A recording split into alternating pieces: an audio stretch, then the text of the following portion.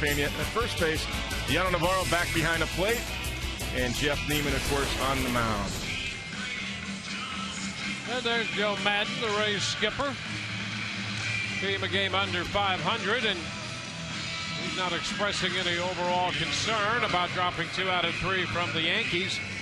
It's a day-by-day process. Play the game, as Joe says, the Rays way, and they'll be fine. I thought they did a really nice job battling the last couple of games, and especially last night. The bullpen, when they got in trouble, they got themselves out of the trouble, and hey, it was just one of those games. They just dropped it, and at the end, Mario Rivera finished it off. Ozzie Guillen's 6th year as the skipper for the Chicago White Sox, last year directing them to a record of 89 and 74. All set to play ball, and the first pitch of this game is in there for a called strike. So we'll see how Neiman fares in the first inning.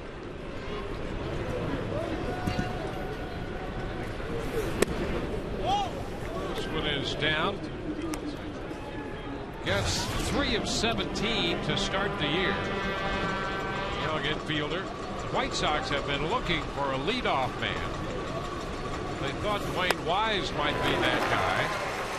He struggled a bit and then suffered a separated shoulder. So he's on the shelf. Gets in there now.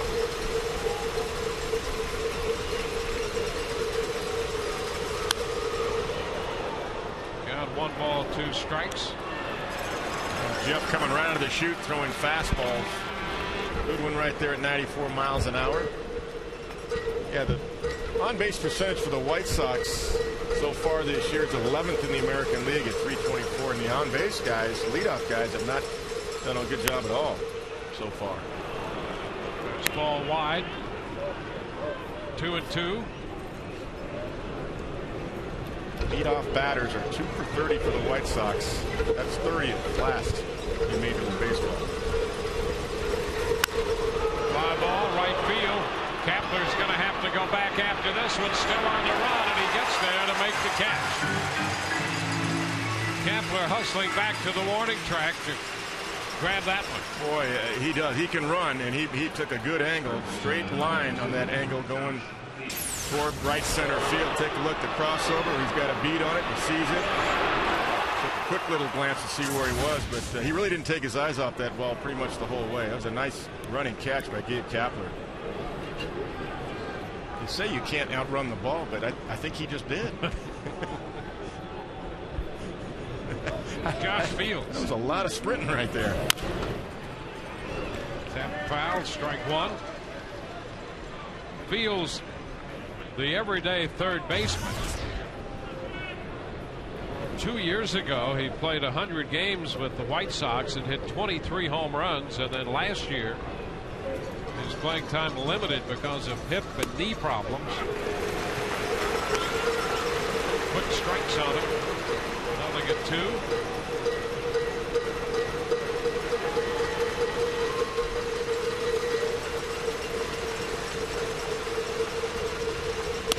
Upstairs.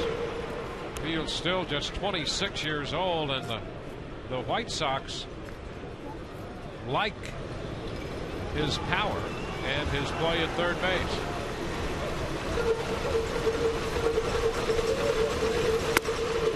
Strike called on the outside corner, a fastball. So a good pitch by Jeff Neiman.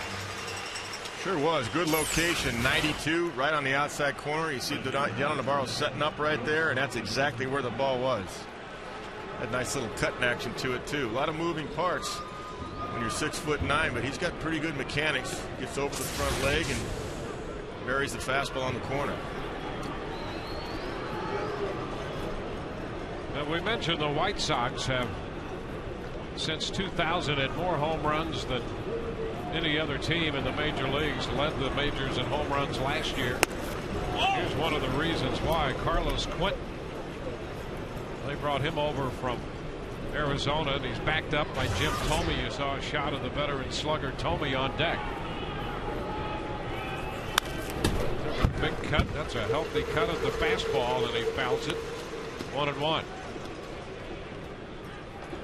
Carlos already off to a good start with 4 home runs, 8 RBIs. Came over in that trade from the Arizona Diamondbacks The only reason he was available in a trade was because Eric Burns had such a good year a couple of years ago that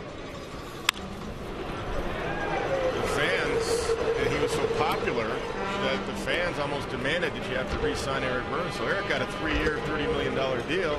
Then he got hurt last year with the hamstring problems, but the winter before, Carlos was expendable, and the White Sox got the better of that. Boy, did they. Clinton had 36 home runs last year. They didn't play most of September because of the broken right wrist. That's a pretty good pitch right there. 2-2.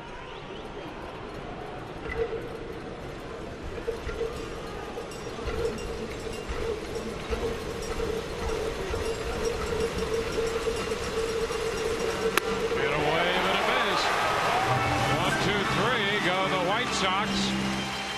Breaking ball got him. So we go to the bottom half of the first. Chicago nothing, and the Rays are coming in to hit.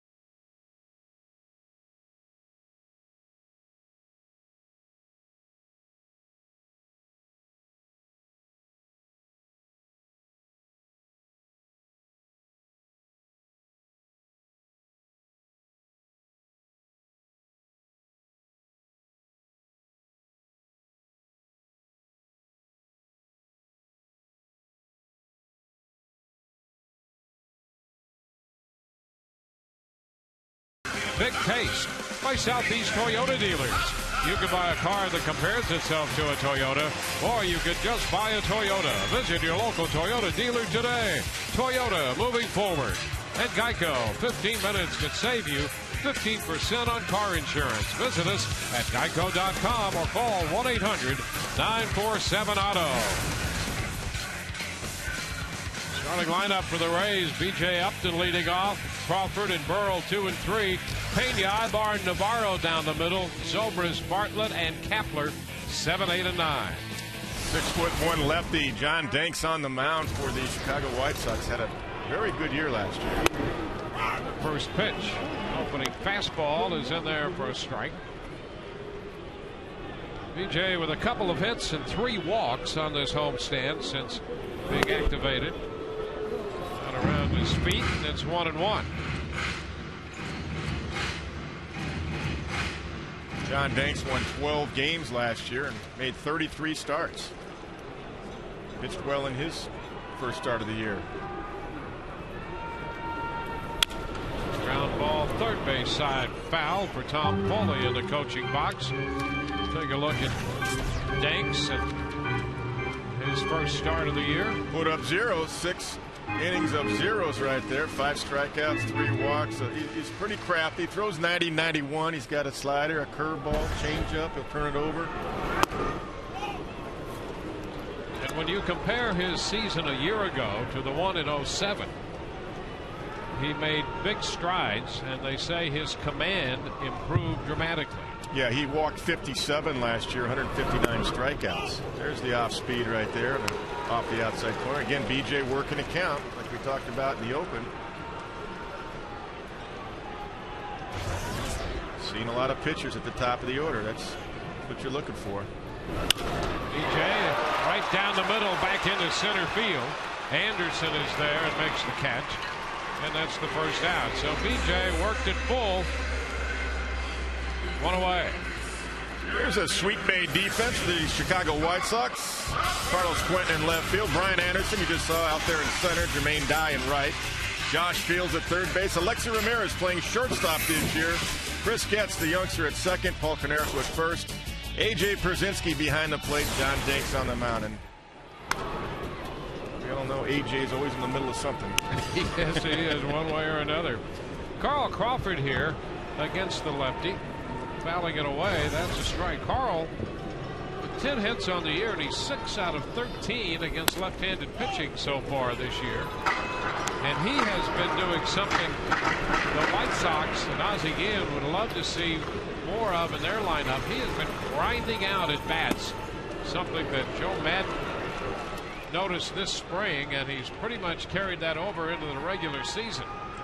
They really have, and we use that word a lot, but it's true. That's a great word to describe, just battling. You don't have to be pretty all the time to get your best swing in and put the ball in play and make something happen. Just keep fighting off tough pitches like that one right there. That's in on the hands of Carl, but he fought it off. It might have been a ball, but you know what? You never know. It'll get you another pitch. And he's done that since day one of the start of the season here.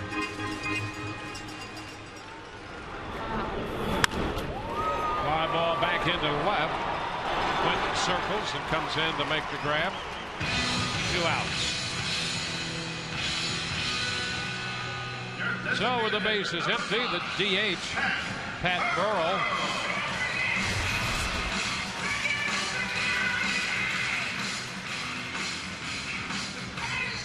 Pat hitting third in the absence of Evan Longoria. Evan attending to family matters. Left the club yesterday morning. 1 ball, no strikes.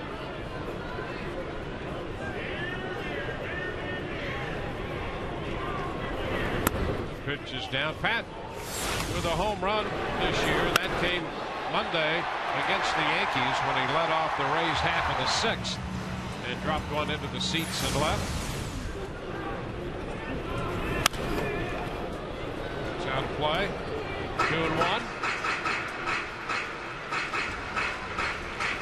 For an organization that needs pitching, Texas has traded a lot of guys. They traded John Danks in the Brandon McCarthy deal. They got rid of Galarraga, who pitches for Detroit.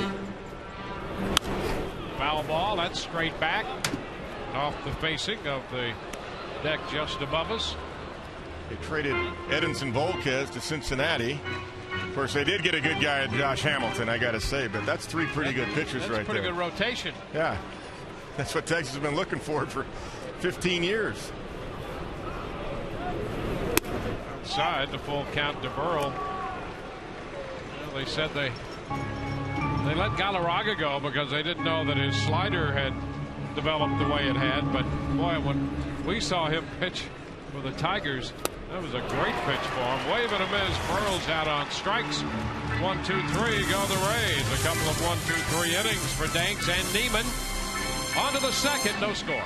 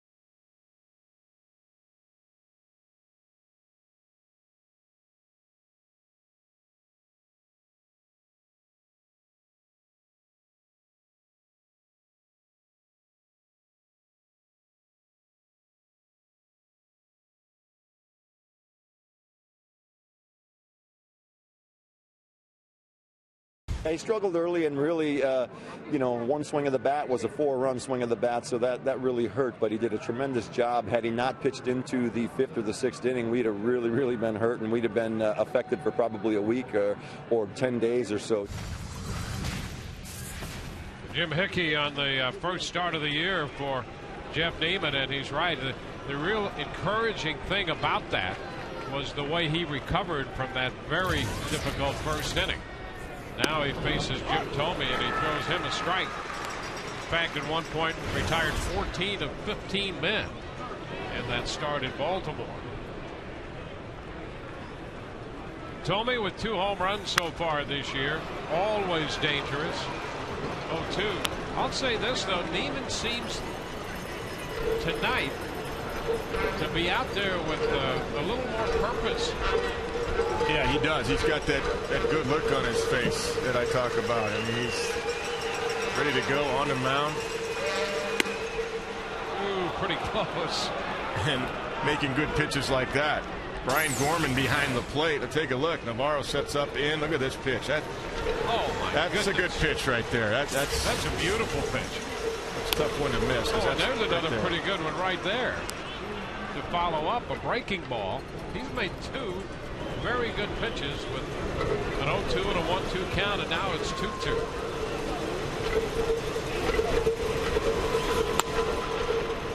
That's the first pitch I think he's thrown out of the strike zone, and he has a full count. Yeah, the 0-2 pitch. I mean, I know it's Jim Thome, but that's a good pitch. That's strike 3.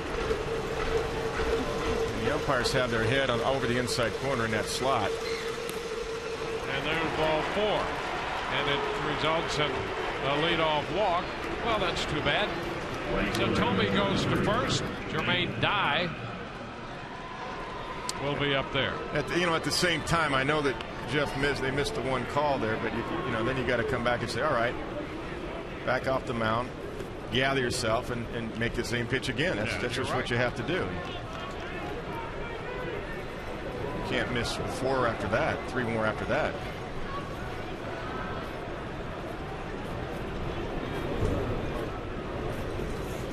Jermaine Dye, there's an opening fastball to him for a strike. Dye has just quietly been a great player for them. He really has. 367, World Series MVP a few years ago against the Astros. Shot hit deep into left center field. That's got some carry, and we'll get out of here. Jermaine Dye hits his 3rd home run of the year. Well, maybe not so quiet, but I'll tell you, he is some hitter, and he teed off on that one. 2-0 Chicago.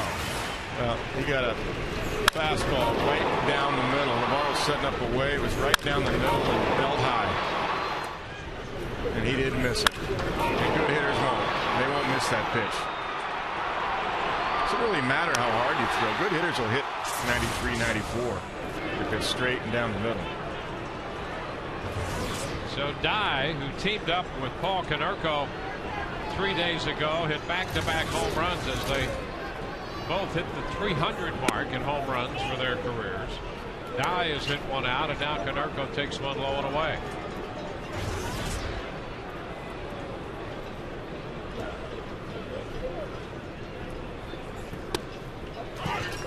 Strike.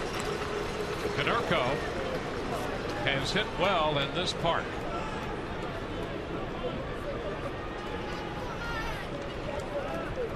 Walk and a home run, and the White Sox have the first 2 runs of the night. Fly ball, right center field. Kapler, after this one, is there and grabs it right away.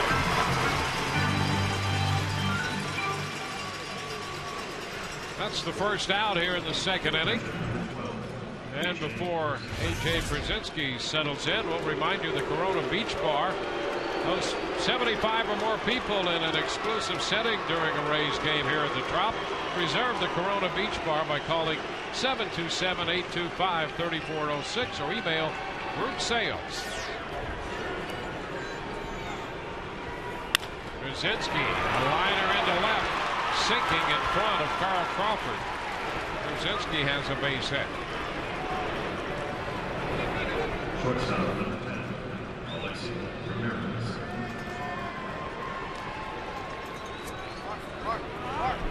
Now the shortstop, Alexei Ramirez.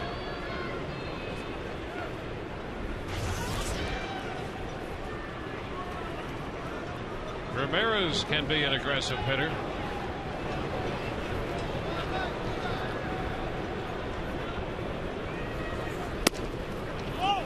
Breaking ball, he lays off. 1 ball, no strikes. Good power for Ramirez too. He's a thin guy, but he generates a lot of power with those wrists.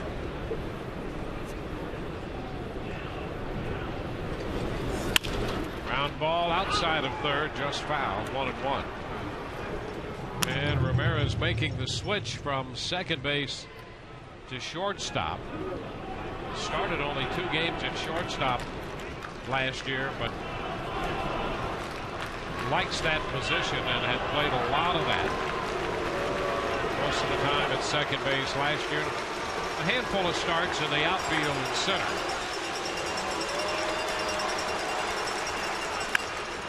He lines it into center for a base hit off a breaking ball. So the White Sox with a couple runs home and now with 1 out have put 2 more men on base. You know, and that curveball right there, Jeff, he slowed his arm down. You know, you could see that. And I'm saying that because I was a catcher. You could see. Take a look at his arm action right here. Kind of just slowed his arm and kind of tossed, looking for a just to get it over strike right there. And Alexei Ramirez wasn't fooled at all on it. That's why he was able to stay back and flip that ball in the center field. Got to throw even your off speed curveballs with the same arm speed as your fastball. Brian Anderson is in center field. This one gets away from Navarro, and the runners will advance. So this is turning out to be a problem of an inning for the Rays and Jeff Neiman. Let's take a look at that last pitch. See if it was a cross-up. Well, Navarro's sitting up outside. I think, you know, he read the ball. He just turned the glove over, but he didn't track it with his eyes. Navarro, you got to track the ball with your eyes all the way into the glove, especially on pitches with movement, breaking balls. It looked like Bobby kind of still had his eyes out looking toward the infield. Fastball in for a strike.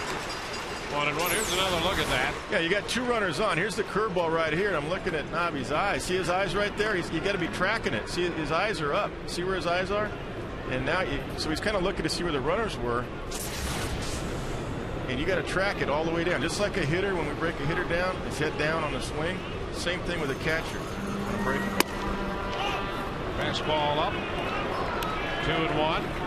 And you see it as a catcher out in front before it reaches the plate. And sometimes if it has late movement, especially on good 2-seamers or hard breaking balls, you forget to kind of track it. You see it where it was, and it doesn't end up where it was. It has too much movement, and you box it.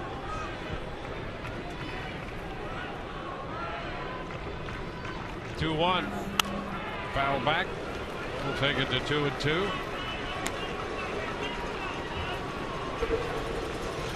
Neiman would like a strikeout or a pop-up. The Rays infield back. They'll give up another run for an out.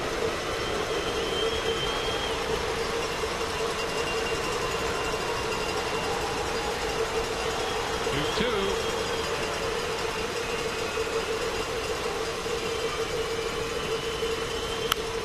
And there is a pop-up. Bartlett at shortstop takes care of it. Got him a little breaking ball that popped him up. Big out there. Now he's got a chance to limit the damage to just that 2-run home run. He's going to have to get Chris Getz to accomplish that. That was a good curveball by Jeff that time because he got it down. It didn't just roll out of his hand. He had some bite to it.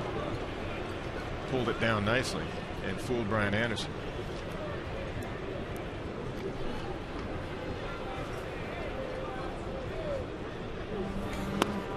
Getz takes one down. He hit one into right center field with a warning track in the first inning that Kapler had to track down.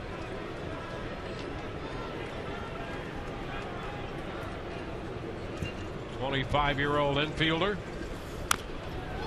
The count goes to 1-1.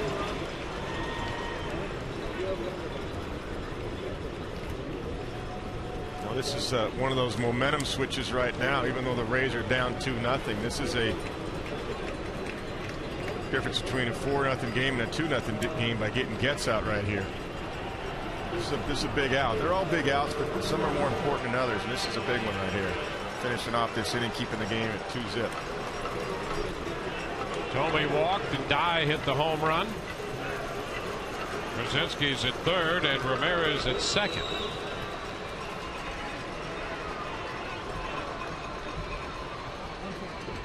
The 1-1. It's out of play. 1 ball, 2 strikes. Getz out of the University of Michigan, had also gone to Wake Forest for a short time. He's a good offensive player from Michigan.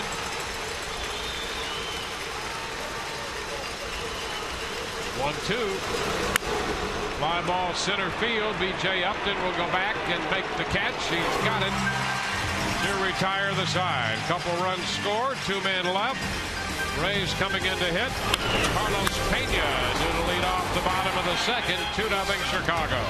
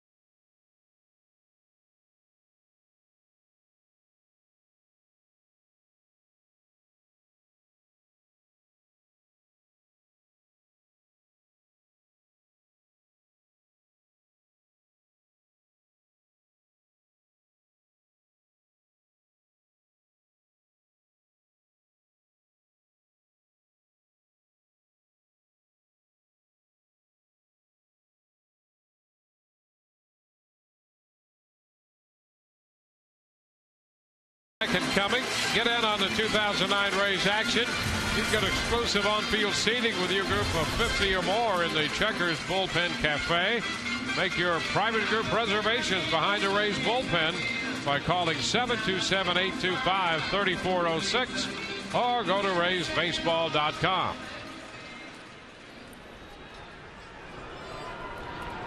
Carlos Pena against the lefty John Danks. Pitch is a strike. Well, they opened Yankee Stadium today, and CC Sabathia threw out the first pitch. Johnny Damon got the first hit, and Jorge Posada hit the first home run. And the Indians had a big 7th inning and beat the Yankees 10-2.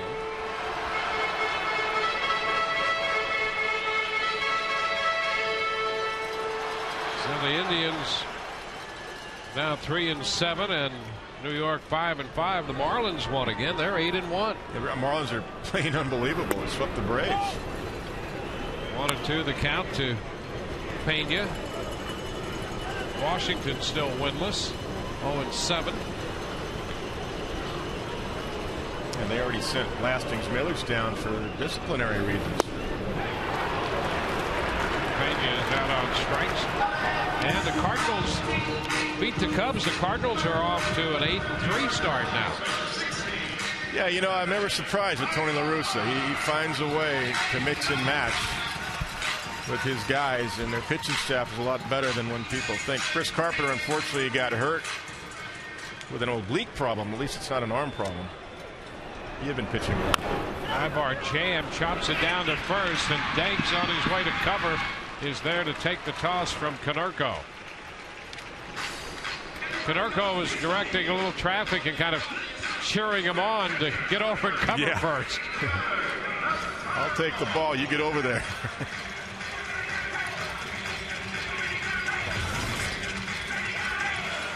Two quick outs.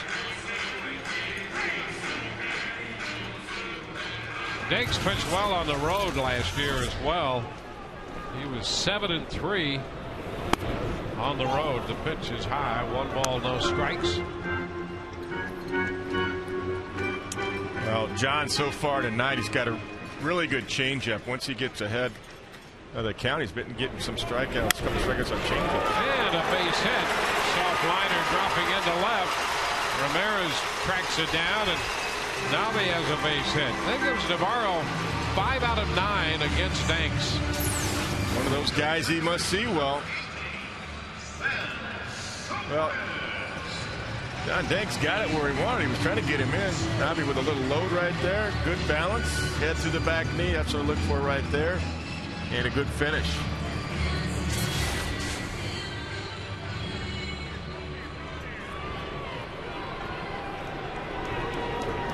Two-out single for Navi, and here's Ben Zobrist getting a start at second base. Right-handed against the lefty. Upstairs. 1-0. That home run he hit was in Baltimore, and that was a blast. Left-handed. Way out.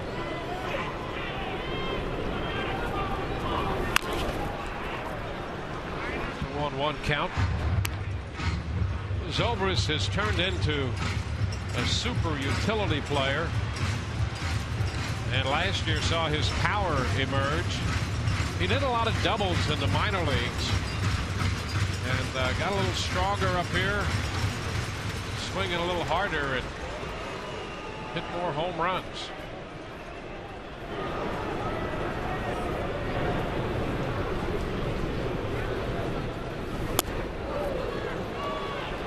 Balls and a strike.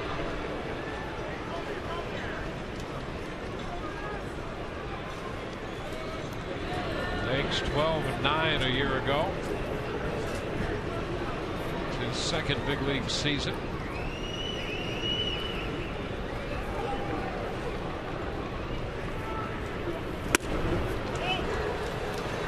And it's a 3-1 count. Good eye on that one. Pitch was up and away. They have worked the count. The Rays have pretty well so far on Danks. A few 3-ball counts.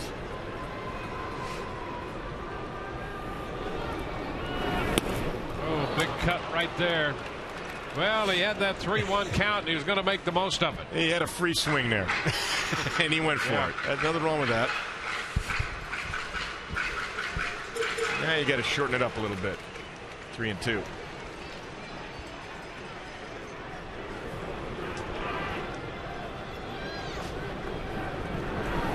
Upstairs for ball 4.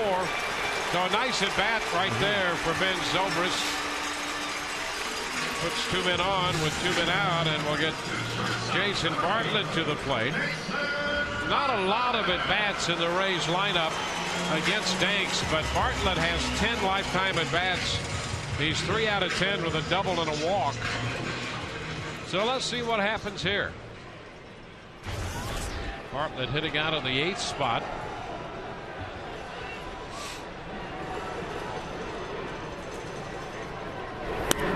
Side. 1 ball, no strikes.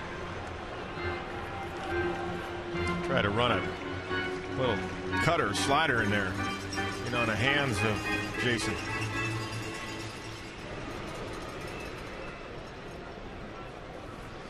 Davey Martinez. 2-0. Checking to see how quick to the plate with the stopwatch right there that John Danks is. We're going to have a chance to chat with Davey Martinez later in the telecast. He's been gracious enough to allow us to invade the dugout. That'll be top of the 5th, I think. You know, you'll see a lot of coaches. Normally a first base coach will have that stopwatch over there at first to see how quick the pitcher is to the plate. But in this case, Davey is doing it for Joe Madden as the bench coach. And a line drive, going to hang up there and be caught by Ramirez in short to retire the side. Rays lead 2. We're through 2 innings tonight. 2-0 Chicago.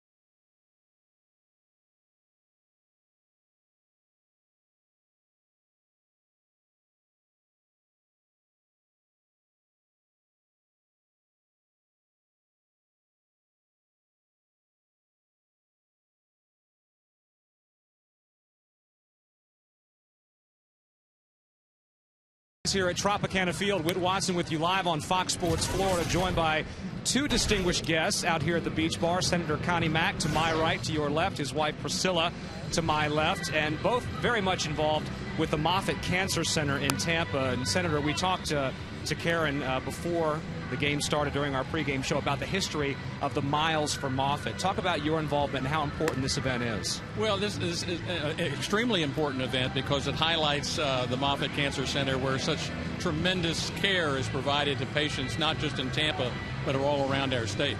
Now, your wife is the sponsorship chair, correct, for Miles for Moffitt. The Rays have been very deeply involved in this event for a number of years. Very important to have that participation, isn't it? It is absolutely essential, and the Rays have been with us since our first year. They were one of our first sponsors, and we just love the Rays. They are so generous to us, and they get the word out that we want to raise money with our race for research at Moffitt to save lives. Now, I know, again, it's such an important cause, and people get asked for dollars and for effort for many different causes. For the two of you, it's a very personal cause, and some Floridians may not know why. Can you explain why? Well, unfortunately, our families have been affected by cancer. Had a younger brother who died at the age of 35 from melanoma. Totally changed my life, and is the reason that I'm involved. Priscilla's a breast cancer survivor. We know that early detection can save lives. The more research that goes into this effort, the greater the opportunity we're going to save more lives. Our daughter's a survivor. I mean, we could go on and on. We look at it's a challenge to us, but it hasn't affected our lives in the sense that we don't walk around with gloom and doom. As Priscilla says, she loves survivors. That's what this is all about. And a lot of survivors gathered here in the Beach Bar area. These white T-shirts that you see as you watch the game on Fox Sports Florida. All cancer survivors. Now, how many runners do you expect to get this year? 4,000. 4,000, that's the goal. We had about 3,500 last year, and we're going to top 4,000 this year. It's just an incredible. Please, everyone sign up, come out. You don't have to walk or run or race. Just come and celebrate life with the rest of us. We'd love to have you there. May 9th at the USF Sundome, and information for registration? I don't know the number. I think we just saw it. milesfromoffutt.com. Yeah, that's it. Our graphic operators are all over it. Priscilla and Senator Mack, thank you very much for your time, and enjoy the rest of the ball game. You got a great crowd down here. Thank you so much. Thank you. Thank you, Whit. Appreciate it. Dwayne and Kevin will go back up to you. All right, Whit, thank you very much. A great, as you know, a great baseball legacy there. Connie Mack, the grandson of the original Connie Mack, who managed the Philadelphia Athletics for the first 50 years of their existence. I think he managed over 7,700 games. There's a liner and a nice catch on a broken bat by Carlos Quentin. Bartlett grabbed that line drive for the second out. So Fields went out short to first with a ground ball and a broken bat liner, and Bartlett takes care of this one. Fastball a little bit up in the zone right there at the number 20 of Carlos Quentin. And Jason Bartlett had perfect timing on the leap to Spirit. Dangerous back at Summerd right there. Wow. Jim Thome bouncing one foul. That's a strike. We're in the third, top half of the inning, 2-0, with Chicago leading, both runs coming on the long ball, and that's nothing new with the way these two clubs have stacked it up offensively this year. That drops in for strike two. A nice curveball right there. Good arm speed on that one. 0-2. Got to go with the put away pitch. Jim Thome has always had great power to dead center and left center.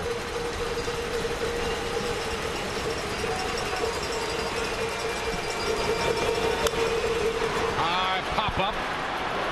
Navarro out from back of the plate. In comes Ibar, and Navi out there in front of Ibar takes care of that to retire the side.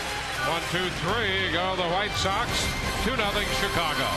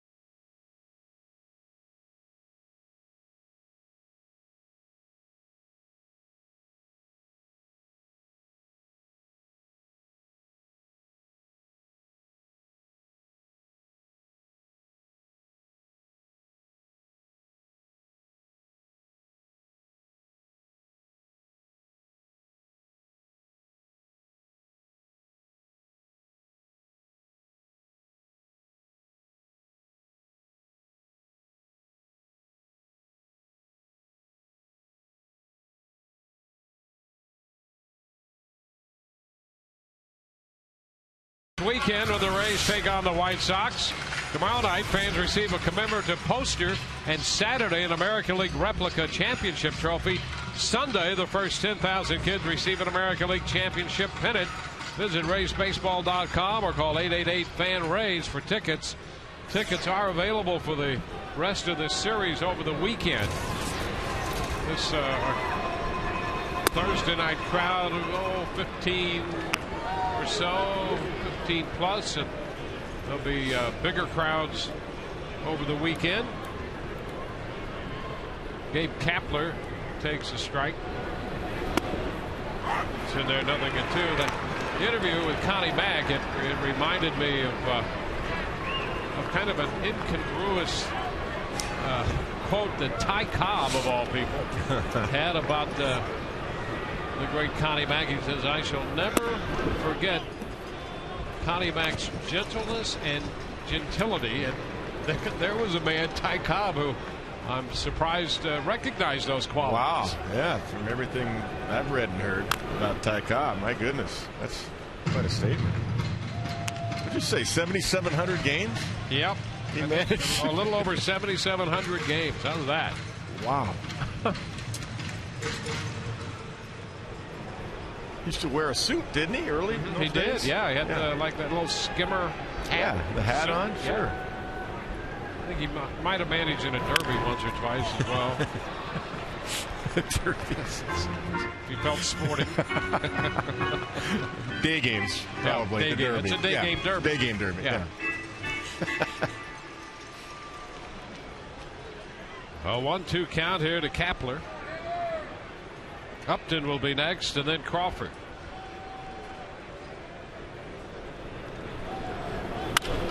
Kapler reaches for one and pops it into short right. Jermaine Dye comes in. One away.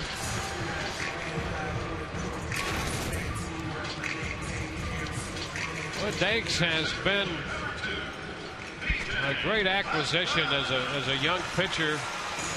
The White Sox got him from Texas, and they knew he still had some developing to do, but boy, did he develop last year. Yeah, he only gave up 182 hits in 195 innings, which is outstanding. 1-to-1 is good. Anything less than that, hits per innings pitch, is great. B.J. Upton looks at a strike around the knees. Made his 33 starts, his 12-9, earned run average 3.32, which is super in the American League. The pitch is a ball. It's 1-1. Upton did get to him in the postseason. Here's a look at that blast by B.J. Upton against Danks last fall. He's behind in the count right now against him. 1-2. Upton hit 3 home runs in the division series against the White Sox last year, and homered in his first 2 at-bats in game 4 of that series. 2-2. 1 out, bases empty.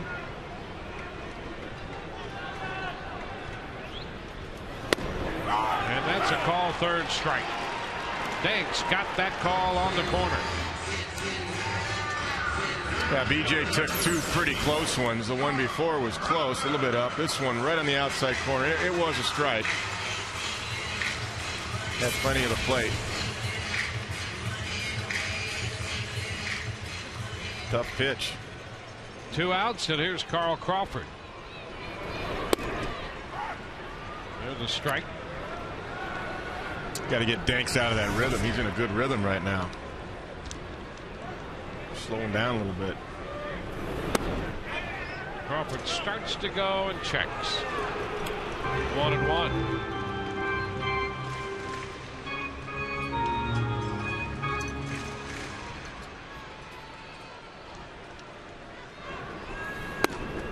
Wave and a miss. Yeah, he is in a rhythm, and he's throwing the ball well right now. Yeah, I mean, he's getting the ball right back on the mound. He wants to go. Ground ball headed to second. Gets with the pickup to Konerko. 1-2-3 go the Rays. We're through 3. It's 2-0 Chicago.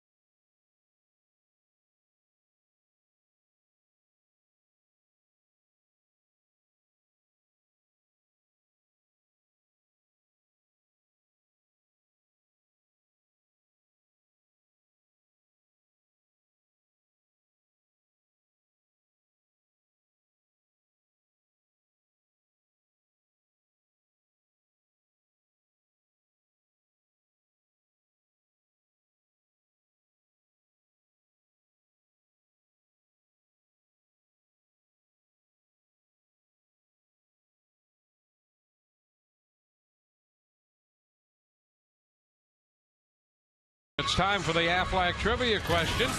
Let's toss this one out there for you. Tonight on the Aflac trivia question, who was the first Rays player to hit an inside the park home run? It's a little Rays history question for you here at the top of the fourth. Jermaine Dye facing Neiman, and the pitch is a strike. Jeff opens him with a fastball that got it by him. Yeah, Jermaine got a fastball down the middle from the second inning for the 2-run homer. That was a good fastball in on his hands. Pitch is down. Here's that home run pitch.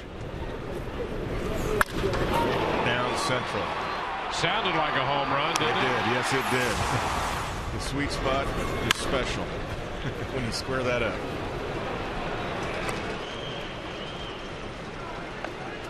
One and two. 387 for Jermaine Dye. Third home run of the year.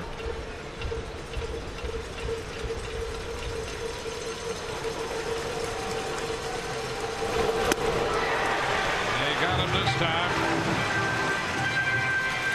Had him out in front. Strikes him out. Third strikeout for Neiman. Good comeback. Take a look right here. Look at the bottom fall out of this pitch.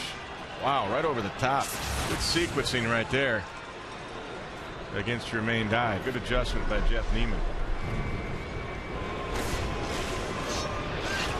That'll be Paul Konerko.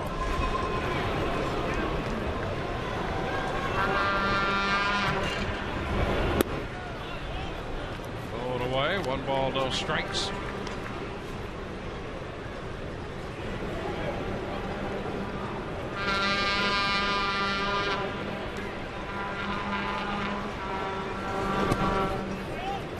Fights down. 2-0.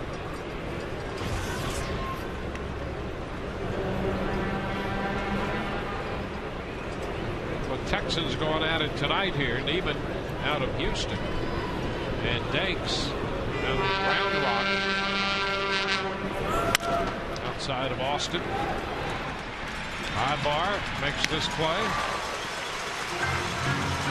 2 up, 2 down in the fourth inning with A.J. Przinsky on his way to the plate.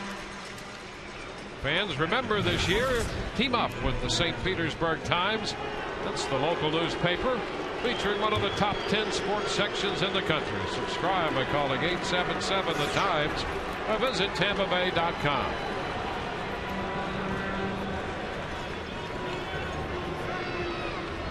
AJ probably gets those boos everywhere, doesn't he? I think he does. You know, I think he knows that. Those guys that the opposition loves to hate. Yes, they do.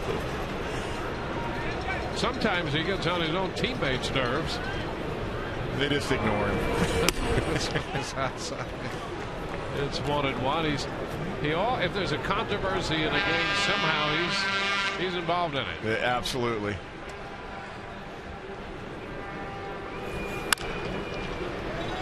Be out of play. 1-2. I know somebody that did ignore him a few years ago in that Chicago interleague series. That was the catcher for the Cubs. Yep. Michael Barrett. Yep. They had a little get together. Little jaw shot right there with the right fist. Down the right side. Foul. And still 1-2.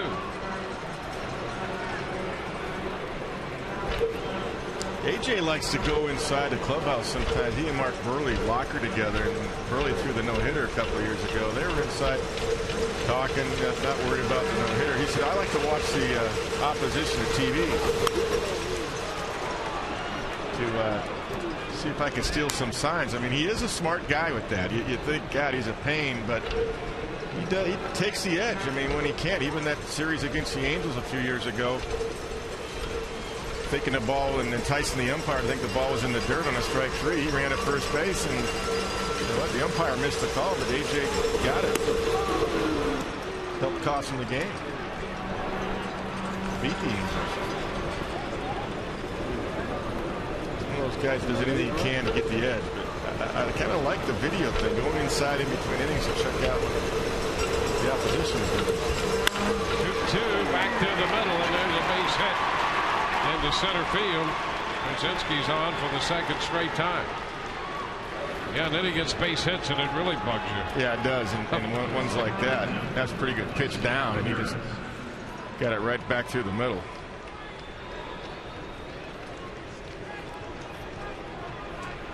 So Alexei Ramirez will be the hitter.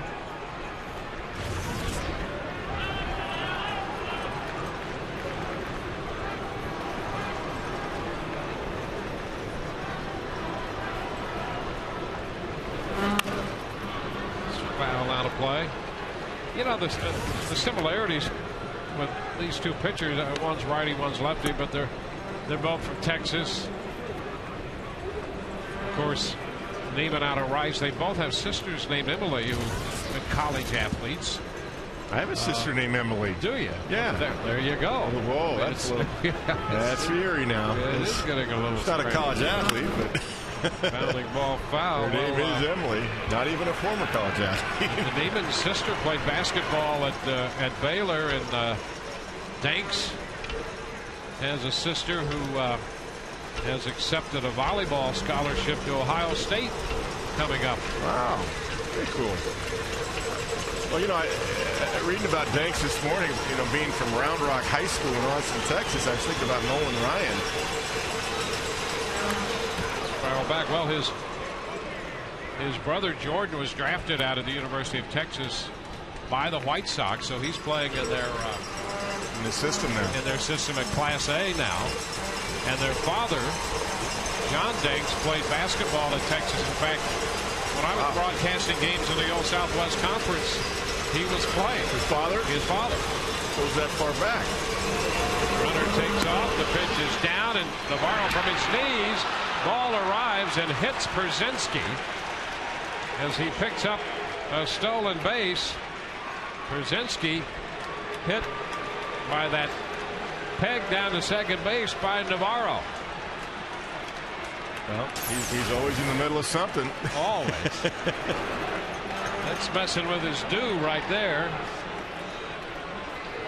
You know, and with that pop-up slide, had Zobrist held on to that ball, he might have got the call. Take a look at this slide right here. A little pop-up. He would have got the call. AJ never reached the bag. Yep. When the ball got there, if Zobrist was able to hang on to that somehow, tough play to do that, he would have thrown him out from his knees, Navarro. But AJ, see, he runs on his own like that. I mean, that's not Ozzie putting that on. That's just AJ taking advantage of a 6'9" right-hander with a big leg kick and saying, hey, gonna get a breaking ball, I'm gonna run. Take the base. And Brzezinski, he'll steal a base a year, and that's his first one. I think he had one all of last year. So that's his first steal this year.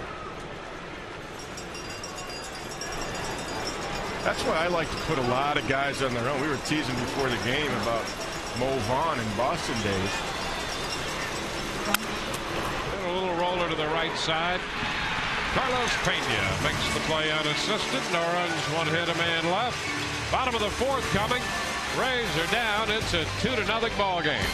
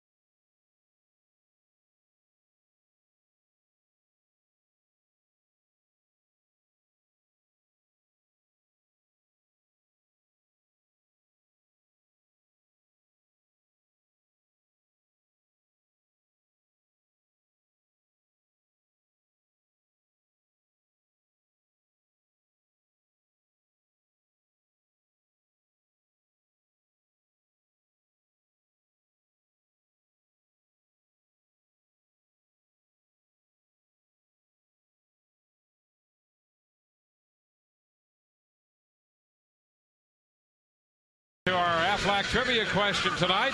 Rays history. First Rays player to hit an inside the park home run.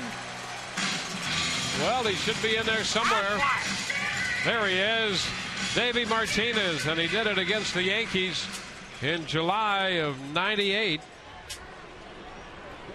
And he hit it off Hideki Irabu. Remember him? I sure do. Remember what George Steinbrenner called him too. Want to know the count? Did I say it? Pat Burrell. Well, that's up to you. He called him a big fat toe. That's your owner. That's exactly what he said. 29 strikes of the 50 pitches for John Danks. A little bit below average, really, as well as he's throwing. The Rays have worked some counts on him. 3-0 the count. Danks behind Pat Burrell. And ball 4. And the Rays lead off walk here in the front. Let's take a look at Davey as he circles the bases here against Irabu.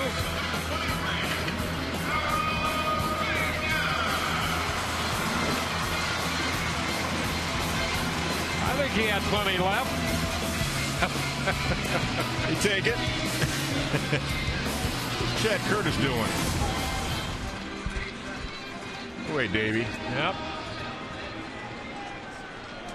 Davey also picked up the first hit in franchise history. And he was a good player.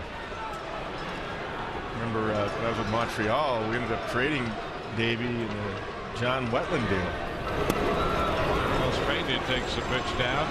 A ball and no strikes. I remember I was with the Cubs when he was called to the big leagues. He came up the same day as Jamie Moyer, and it just happened to be the same day they had relieved Jim Fry of the manager's job, and there was a big meeting in the clubhouse with all the players, the veterans, and they wouldn't let those two guys in the clubhouse. And to hear it?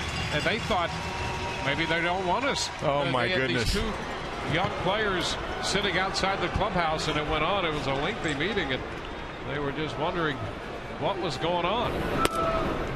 Pitch is a strike, and essentially I think the veteran players just didn't want to expose them to what was going on. Fry had just gotten released and let go. Yeah. Fired. However you want to say it. But for two young players coming up. That's interesting. Yeah. Well, maybe they're mad. They didn't want us to come up. Sorry, I'm here. Sent a couple guys out. Now we're here. They don't like us.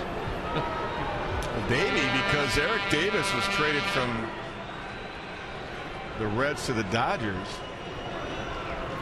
They needed a center fielder, and in Montreal, we needed a closer. 1-2 to Pena, big cut.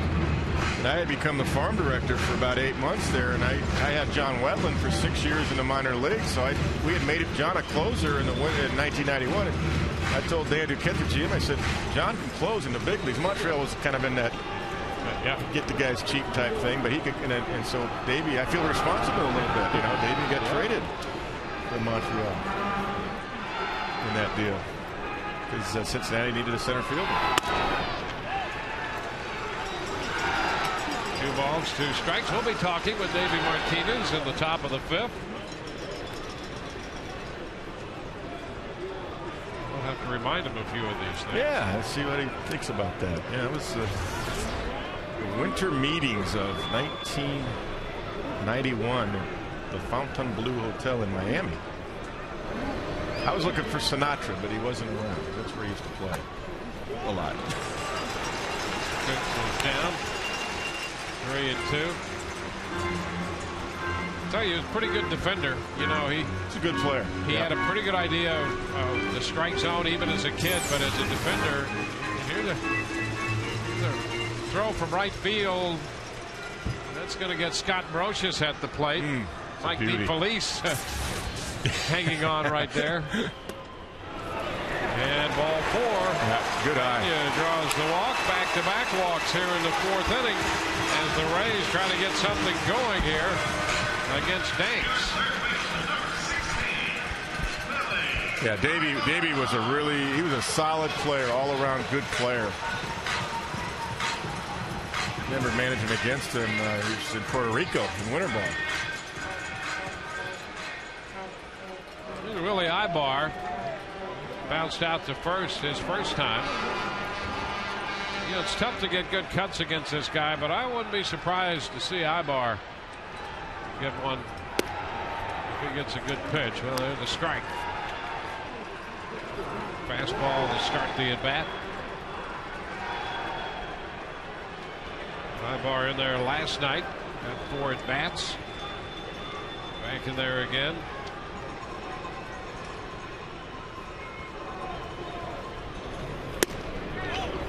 Next one close. It's 1-1. Well, Ozzie Guillen has his third baseman Josh Fields even with the bag, just in case Willie Ibar decides to lay one down on his own. Really, I mean, it's not really a bunt situation early in the game right here, but now Josh is backing up finally a few steps, saying, okay, I don't think he's going to bunt. And strike 2. Ball, 2 strikes. Off speed dropped in there. When you're hitting 5th in this lineup tonight in the 4th inning with 2 on, it's not a bunt situation for your 6th hitter to do the job. You're in a run scoring situation here. And a little roller third base side. Fields scoops and throws. And the runners move to 2nd and 3rd. Ibar rolls one out to the third baseman, but he advances the runners, and now both men are in scoring position with one out for Dioner Navarro. And I guess as you look up and down this lineup, it would be Navarro or Bartlett who you'd like to have up there in this situation. Dioner had a base hit his last time, and he is now 4 out of 9 against John Danks. It's Willie Ibar. He did get jammed, but it becomes a productive out because, as you mentioned, the runners at least are at 2nd and 3rd, and now an out can get you a run. And a little pop-up. Not that kind. And shortstop makes the catch. Well, Navarro went after the first pitch, and it moved in on him a bit. Yeah, he knows it. Dioner knows it. I mean, of all things, what you don't want is a pop out. You want a ground ball to short will get you a run, ground ball to 2nd, ground ball anywhere gets you a run. Sack fly, and that's the one thing you don't want. Managers don't really get upset at strikeouts, believe it or not, 2nd and 3rd one out if the guy's battling, has a tough at bat. But the pop outs mean that. Jimmy Leland used to say this. He said, I don't like to see my guys do that. That tells me they're really not trying. They're trying to get the base hit. They're trying to get the ball in the air. Maybe they're trying to hit a double. And I'm not saying that Dioner was doing that, but I know that's a theory of Jimmy Leland of the Tigers. Just looking for contact there. Yeah. 1-0 the count to Ben Zobrist. And he pops it up. Foul ball. Brzezinski's after it, and he will not have a play. You know, and then on the other side of that, you have to give the pitcher credit for making a pitch. I mean, up in the zone where it looks good to the hitter and you can't quite get on top of it. But when you get your opportunities and a guy's throwing pretty good like John Danks is tonight, you got to cut that lead in half. So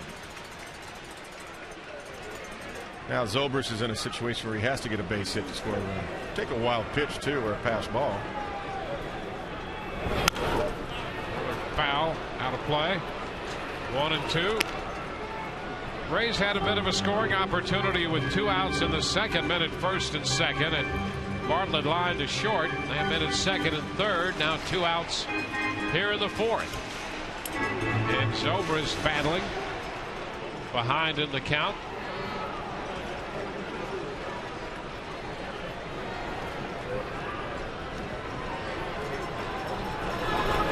Upstairs. 2 balls, 2 strikes. Ben had a good at bat in the 2nd inning, very similar to what's happening right now, and he finally took the ball up and away from ball 4. He's worked it even now at 2-2.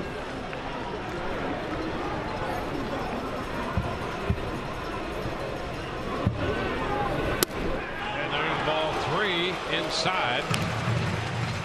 That had a little bite to it. Full count.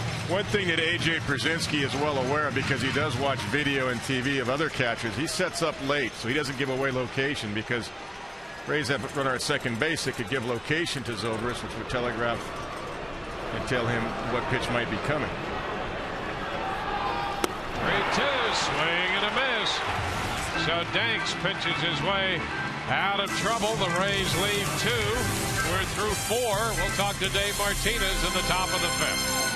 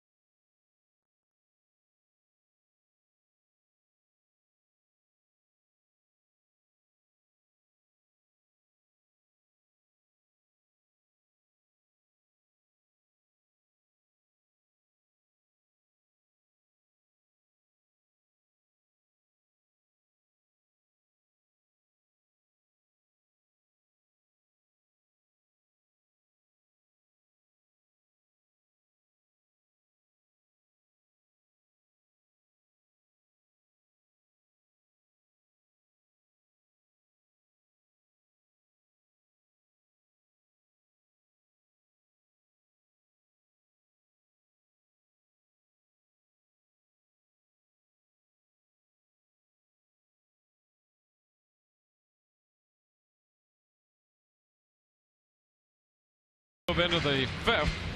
White Sox lead the Rays 2-0. And we're pleased to have Davey Martinez, the Rays bench coach, join us here for a few moments as we move into the 5th. Davey, it's great to see you. We appreciate the time you give us. First, let's just go right to John Danks.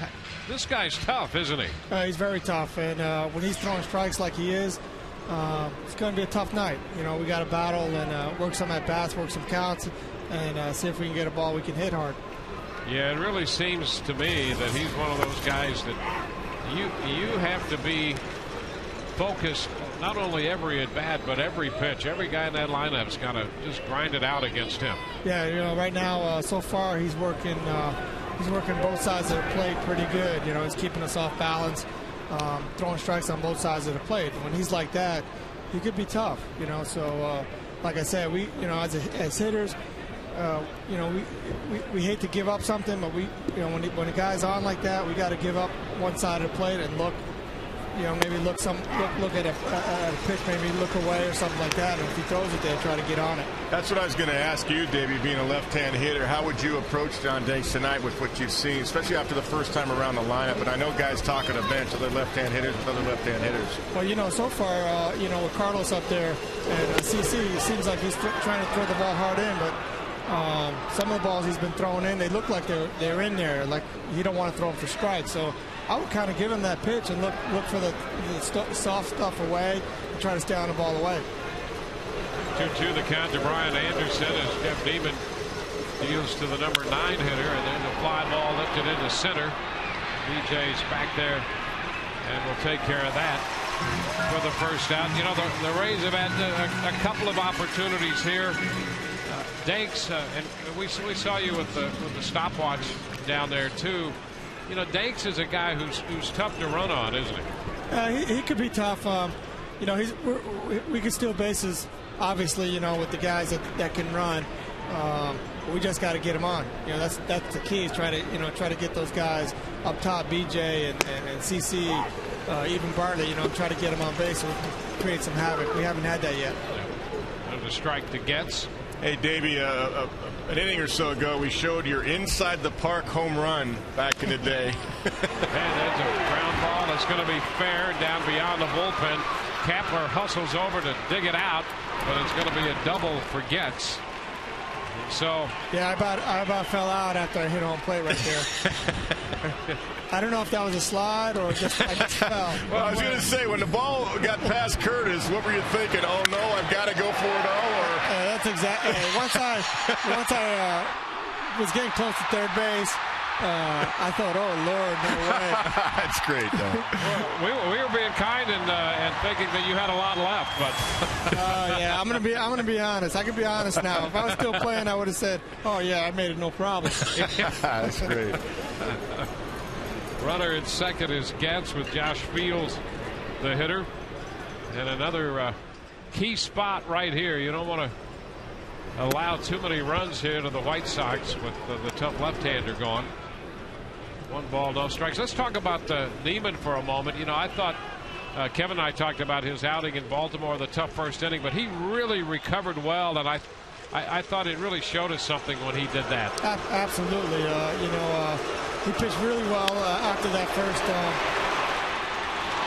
That's a base hit that drops in front of Crawford, who takes the throw back to third. Getz had to hold up, so it's first and third now.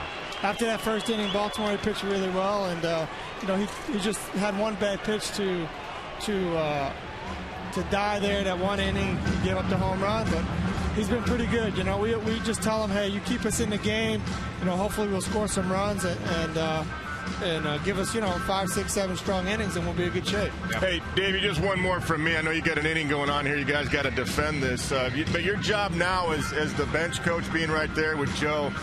It's such a vital job. I was fortunate enough to be with Felipe Alou one year, and I'm just curious, some of the duties, some of the sounding board type things you guys talk about during the game, especially like a game like this, a real tight one. Yeah, the good thing with Joe is that I sit beside him, and I kind of do my own managing and try to figure out things, and then he'll ask me questions, or I'll ask him questions, and we try to figure out different situations, different scenarios that might pop up in the next inning or during the inning. So it's been a blessing to work with him. It really has been, and it's been great. So hopefully, we'll continue to do so.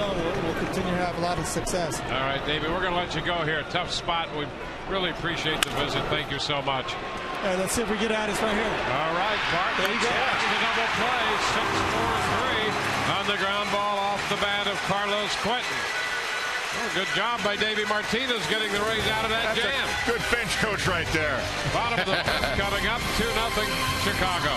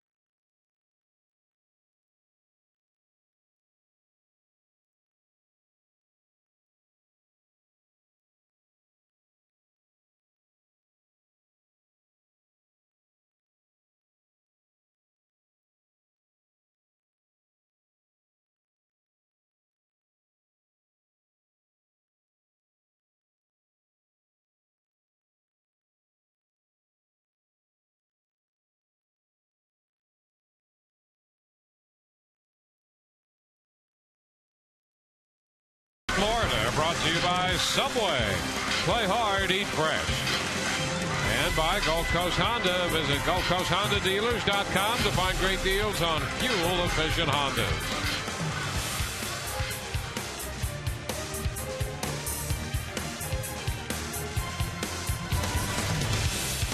Well, let's see what the Rays can do in the bottom of the fifth with Jason Bartlett leading off. Bartlett started the double play ball off the bat of Quentin to get the Rays out of the jam in the top of the inning. See if they can get somebody on here and put a little bit more pressure on Danks. Jason, who lined out his first time, is behind in the count. 0-2 this time. I thought Davey Martinez said something very interesting that good hitters do, and he did. He says you got to give up something. You got to look for one pitch early. You can't look for everything. And John Danks, has it all going tonight. So that's why early in the count you got to look for your pitch, and hopefully you nail it when you get it. 1-2. Roller toward the hole. Fields to his left up with it. He makes the play at first to retire Jason Bartlett. Still one away in the 5th inning, and that'll get us down to the number 9 hitter, Gabe Kapler. A reminder, you can experience a Rays game from the Whitney Bank Club. It's an all-inclusive package. Extraordinary seating, luxurious lounge and dining areas, featuring upscale full menu buffet and inclusive drink options in the Whitney Bank Club. Call 888-FAN-RAYS or go to RaysBaseball.com for more information. Big Kapler fouls one back. That's a strike. Well, that's what he was looking for, too. Gabe was looking for that right there, and he jumped on it, but it was just a little bit up in the zone. He couldn't quite get on top of it and fouled it straight back, but he was right on it. Behind in the count. And that's where A.J. Przinsky's good. He recognized that, so what he did, he came right back with a changeup at 82 miles an hour. And now they'll try to expand the zone again, like they did last time that Gabe was up. And that's exactly what they did. Down 0-2, and they got him to chase the fastball away.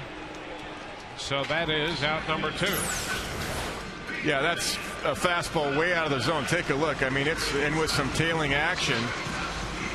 And it was that late tailing action that fooled Gabe right there. It's a tough pitch to lay off of. And Danks had the 2-seamer right there going pretty strong. Good sequence all the way around for Przinsky calling the pitches for John Danks. BJ fouling one away. Strike one. Upton looking for his first hit tonight. BJ spent the first week down at Port Charlotte. He played some of the games down there, and he's a young man, but he pulled a veteran move when he catered the clubhouse meal for those guys down there. Picked up the tab himself and said, hey, this is thanks for letting me play here with you guys. He's enjoyed it with the young players. Those minor league guys love that too. When a big league guy does something like that, they don't forget that when they get to the big league. It's all about passing it down. Yep. And I thought that was not something that he would tell you about, something that I heard. That's great. Otherwise, and I just wanted to mention it because I think, like you, it's a great thing, and it's a sign of exactly what you said. He's unity. It brings the whole organization together, which is why the new complex in Port Charlotte's so important. That Joe Madden and Matt Silverman and Andrew Friedman, everybody was talking about. There goes the walk. Yeah, you got everybody under one umbrella together. And you know what that shows me as well is it's a young player who, having gone through what he did last year, is showing great signs of maturity and some leadership quality, which is really great to see in a young player. It really is. That shows a lot right there. And you don't take anything for granted, and when you do have a lot of success, you want to give back, and you want to give back to the guys that are behind you, and someday they'll be in the big leagues. They won't forget that. We all know the term big leaguing. That's if he doesn't give him anything, well, you big league me there, but right. But what he really did was a big league move. I mean, that's really what that term should conjure up, and not the negative, but that was a big league move by him to do that and cater the meal there for the kids down at Port Charlotte. Well, and believe me, I was a minor league lifer for a lot of years, and you're not making money in the minor leagues. You finally make it in the big leagues. You don't even make that much money in AAA. I mean, these kids that sign out of college or high school in June, I mean, they'll play for 3 months. If you're in a minor league roster, you play for 4.5 months, and that's it. That's all you get is 4.5 months worth of money. 0-2 as Crawford swings through it. I mean, when I signed in '76, it was $500 a month. I think it's $700 or $800 a month for these kids coming out. Anyway, some of these kids are coming out of major programs, and they get acclimated to pro ball, and they go, what? You know, unless you're fortunate, like Evan Longoria and some of these guys, you know, the Ryan Brauns of the world, guys like that. And Crawford is out on strikes. That retires the side. Strikeout number 6 for Danks. Rays leave a man, and they trail through 5, 2-0.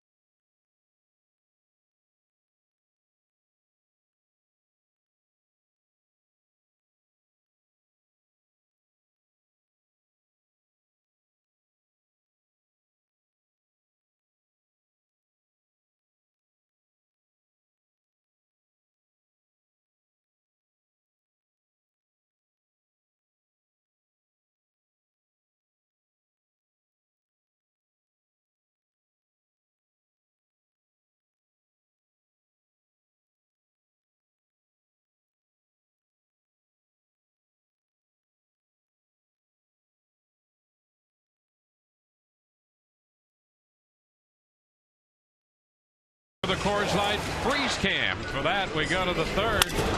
Carlos Quentin with that broken bad liner, grabbed at shortstop by Jason Bartlett.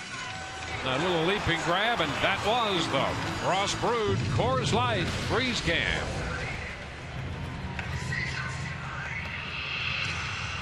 Hooked up in a 2-0 game. The only 2 runs came in the second on one swing of the bat by Jermaine Dye. Tomey, Dye, and Konerko due up middle of the order here in the 6th. And a breaking ball from Jeff Neiman is down and in. 1 ball, no strikes. Jeff's only made one mistake, really, that fastball to Dye down the middle that he hit the 2-run home run on, but he's battled pretty well again tonight. He has. There's a high pop-up. That ball is playable and will be caught. That ball hit some of the rigging up there, but it came down, and Ibar stayed right with it. That's not an easy play.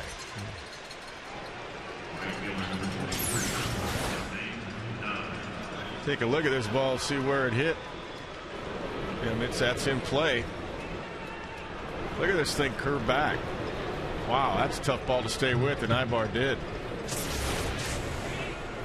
Stan Rhodes, our first cameraman, was right on it too. He stayed there right with it. Jermaine Dye. The pitch is down. 1 ball, no strikes. Since we're having a cameraman like our high home guy, Jimmy Coglianese over here, he teaches all of us how to cover a game. I love those angles. I think that's tough to do because you can lose it in the backdrop of the whiteness of the dome here. Ground ball down to third, back of the bag. Ibar with a long throw, and he makes the play, but Dye apparently fouled it off his foot, or not. Did he or not? He's claiming that he did, and C.B. Buckner's not giving it to him. Ozzie Guillen is going to come out to argue the point, and Buckner's not a guy that really cares much to argue.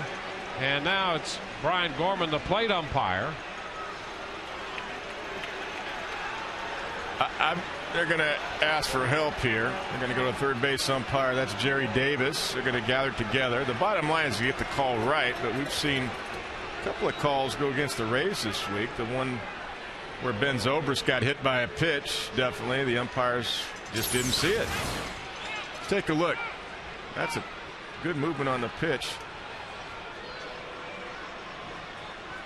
Let's take a look from this thing. I'll see what we see with Jermaine Dye. The front foot. Look at the front toe right here. Let's see where the ball hits. That's. You know, remember, I'll tell you something. He was involved. He was involved in a similar situation. Remember the World Series in '05 with Houston, and he got away with a situation very similar to that. And I think this is, you know, Joe Maddon's going to have a conversation.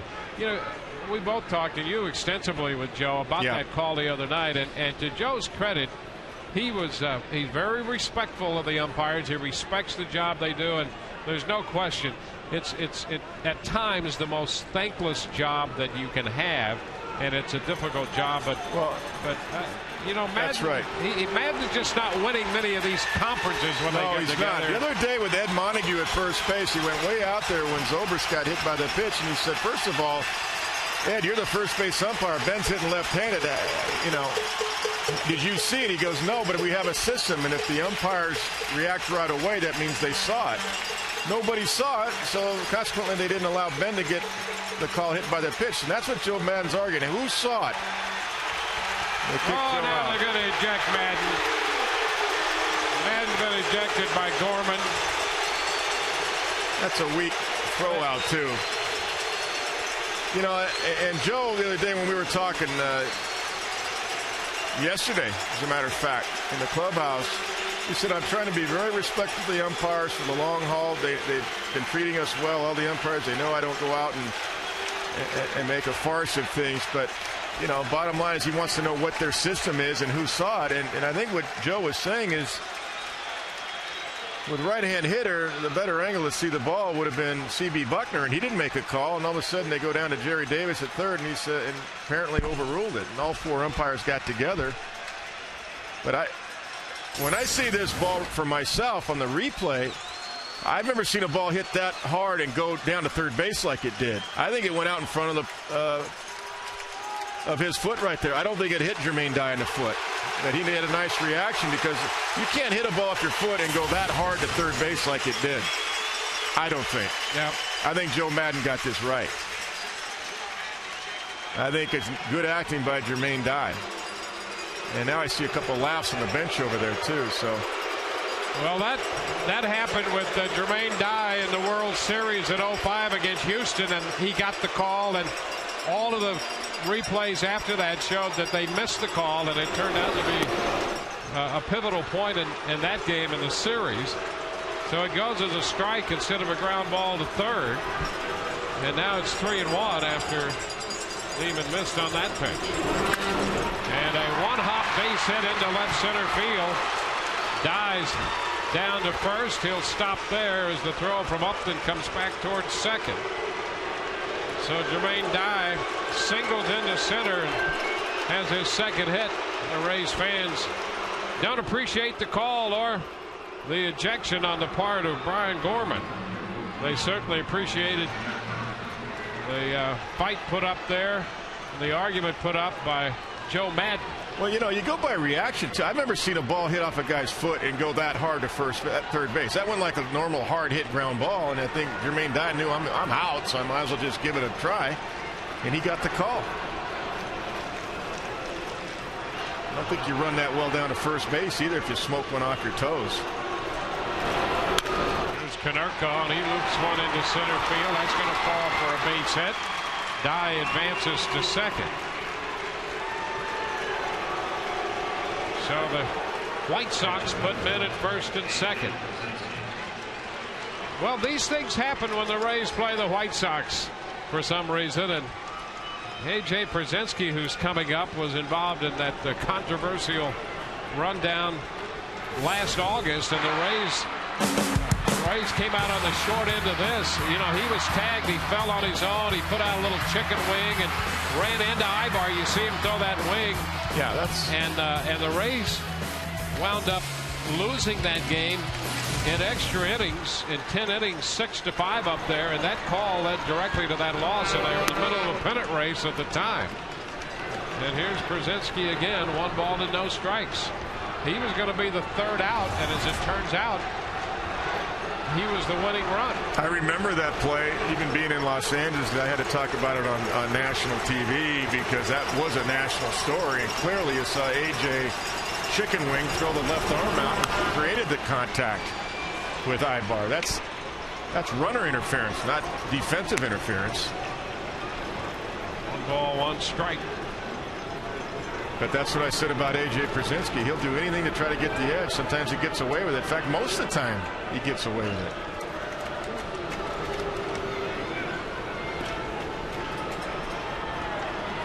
Pretty big calls have gone against the Rays this week as far as the umpiring goes. Foul out of play. 1 and 2.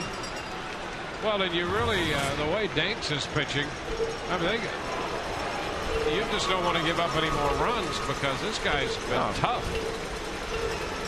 I mean, you don't want to open up an inning. I mean, that ball, again, I've never seen a ball hit that hard off somebody's foot and go 3 hops to third base. That ball was drilled to third base. And if he hit it that hard off his foot, he'd have been limping around first base when he got the base hit.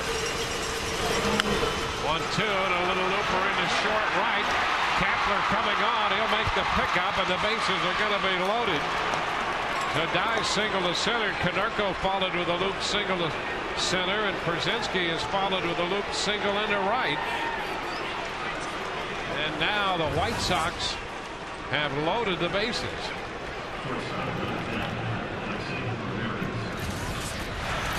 Lance Cormier is up in the bullpen now for the Rays. The Rays thought they had 2 outs with nobody on. Instead, they find a bases loaded 1 out situation developing. That's what it should have been. It should have been 2 outs, nobody on. And the umpires really, they didn't see that. They didn't see that ball hit Jermaine Dye. You can't convince me, and I mean, I'm not down there. Joe Madden was, but you can't convince me. I think that's why Joe got thrown out. I'm sure he didn't get the answers that he was looking for. Did somebody see it hit Jermaine Dye, or are you just reacting to his reaction? And I think that's what Joe Madden probably got thrown out for, because if they didn't see it, which I don't believe they did, well, what happens is Joe wouldn't have got thrown out. I mean, you got to get the right answers when you go out there. And if you sense that the players have worked the umpire, then that's the problem. That's where you argue. And in this case, got ejected. But Przinsky worked Doug Eddings in Chicago on that rundown, and really, if you get right down to it, embarrassed him. That's embarrassing to see that, because that was a national play. We saw that everywhere last year throughout the country, and AJ has a reputation of doing that. And like I said, why he gets away with it so many times, I can't tell you. The umpires get fooled by him. Alexei Ramirez making a big cut and missing. Strike 1. And the Rays in a big spot in what is a close game, and they're trying to get the double play ball.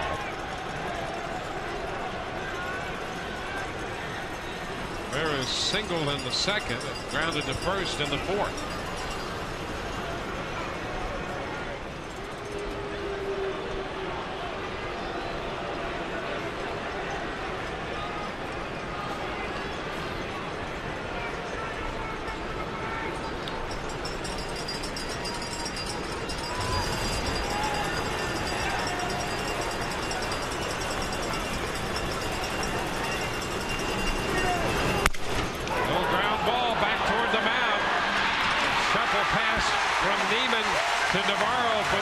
On Dye. So Neiman at 6'9" managed to get off the mound and make that play to force Dye at the plate. And that's not an easy play for a man 6'9" like that. to get off the mound and do that, but he reacted, especially falling off to the left a little bit. In a bare hand, that's a nice bare hand feed to Navarro for the force. That's a big play right there, and a great play by Jeff Neiman. Super play. Guy's running pretty good coming down the line. That's what I'm saying. I watched him get out of the box and the base hit. He was flying. Yeah, come on. And you know, I part of that, I'm sure, you know, part of what Madden was saying, look, is there a mark? Is there a shoe mark or something on the ball? If it's clean, what are you going to do? Brian Anderson takes ball one. Fastball close. Well, and as Joe explained yesterday when we were talking about the play with Zobrist, you know, the reason he didn't go ballistic, he said, you know, because the guys, you know, he went out to Montague and he said, you know, Ed has a system. If we saw it, we would have came in. Nobody really saw it hit Zobrist. Yeah. So they had Ben go back to home plate and swing the bat. Well, it's the same thing in reverse here. Did anybody see it hit Jermaine Dye's foot? And the answer had to be no. And if somebody could tell Joe Madden that, yeah, I actually saw it, then you got to say, all right, are you sure? Yeah, I saw it. I saw it hit his foot. Well, why didn't you call it right away then? Why did it take you an appeal? If you saw it, why did it take an appeal to Jerry Davis to make the call? 2-0. Apparently they don't have the same system that Montague has with his crew, because nobody came in. That's the point. When Dye started to complain, no one else on the crew came in to say, hey, wait a minute. They were all back there. C.B. Buckner wasn't going to move. Exactly. And he would have had the best angle on that. Well, and I mean, that's what I'm sure Joe was saying. You know, did anybody see it? And if the answer was, well, no, then you got an argument. Because I can't believe anybody said, yeah, I actually saw it. Ball 3 inside. 3-1.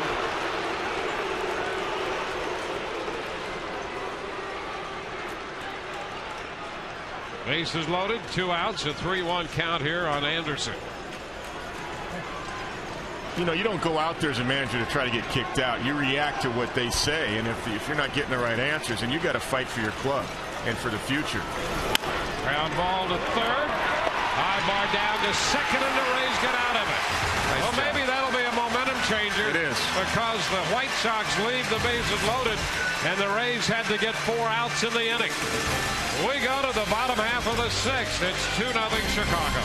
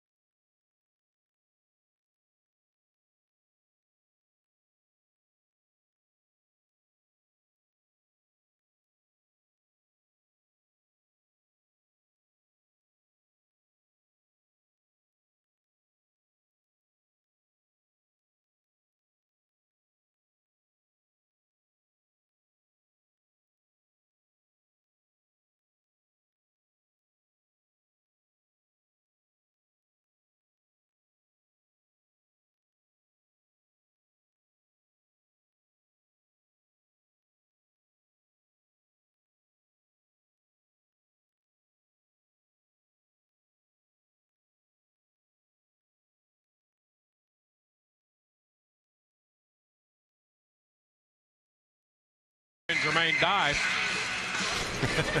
Danks through 5 has been very tough, giving the Rays just a hit, 4 walks and 6 strikeouts. Check out the new R Performance vehicles at your local Jaguar dealer or on JaguarUSA.com.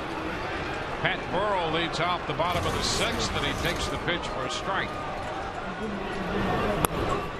This one is down. That call, granted, may not be an easy call, but the way it played out circumstantially is what makes it suspect.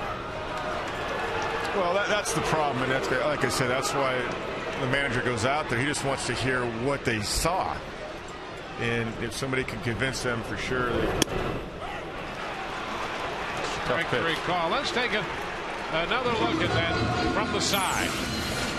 Yeah, that left foot right here, Leon. Let's see where try to really see on this replay. Well, you know what? That's a tough call. It's even on the replay. Slow.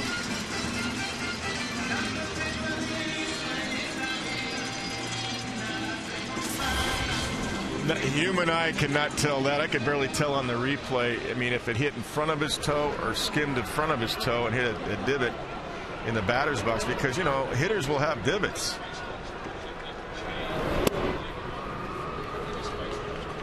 We ought to run that again and look at the facial expression. Yeah. I mean, we can run this thing to death, but I just don't think that you can say for sure that it hit him to change it if the original. To change the call. That's exactly right. And now let's take a look. Look at his facial expression right here. Exactly. Watch at the point of what would have been contact.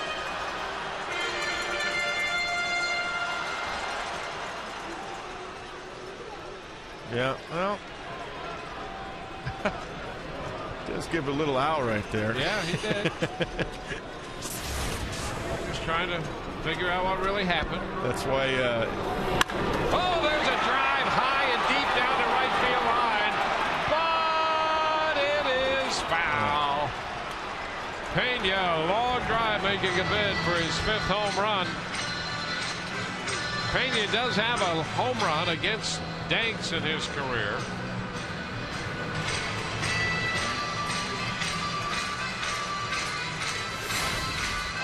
Here's a flashback on the home run he hit off Danks.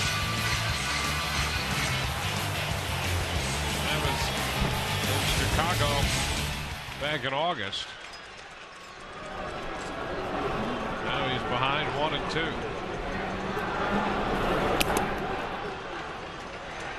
Two balls, 2 strikes. Boy, that, you know, seeing that replay, that's really tough. You do see a little reaction. Yeah. It could have hit the toe, but that's a tough call. I mean, that's a tough call to overrule either way. Just like Zobrist, nobody saw it, and, you know, he had to go hit. Yeah.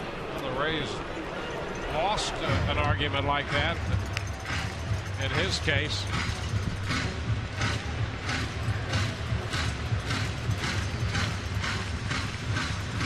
Let's just listen to this in real speed.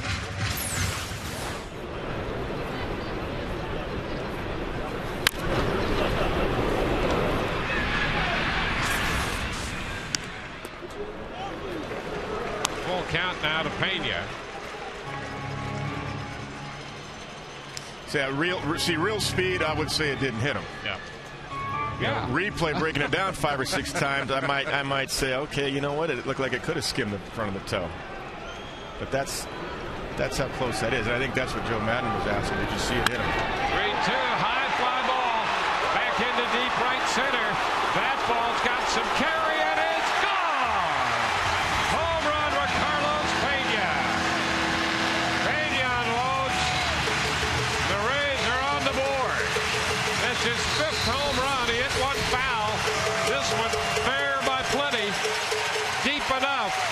He's hit in 9 consecutive games now and has put the Rays on the scoreboard. Boy, and he can drop it down that back leg. Boy, he really loads up well on the back leg. We broke him down a little bit yesterday. His hitting mechanics, and when he gets through it, he can launch. Now Ibar, he cues one out to second. Getz will make the pickup and the throw for the 2nd out. So Ibar just couldn't wait back there as he got that off-speed pitch. Oh, Danks is pitching a smart game. I mean, and A.J. Brzezinski's doing the game calling, and Danks is staying with him. That's one thing that A.J. does. I mean, he does a lot of things well, but A.J. can call a game. Yep, you got to give him credit for that. He's good with the pitching staff. That's why the Sox and Ozzie Guillen, they like him.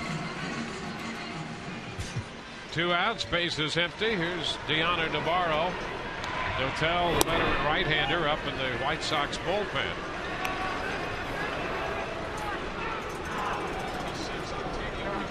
Danks, 97 pitches right now. And he closes in on 100. That's the first earned run Danks has given up this year. He pitched 6 innings, no earned runs against Kansas City, April the 9th. And goes into the 6th tonight before he gives up a run. 1 earned run in 11 2/3 innings to start the year for John Danks.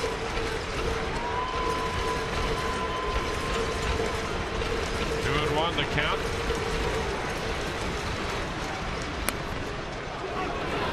Strike 2 call.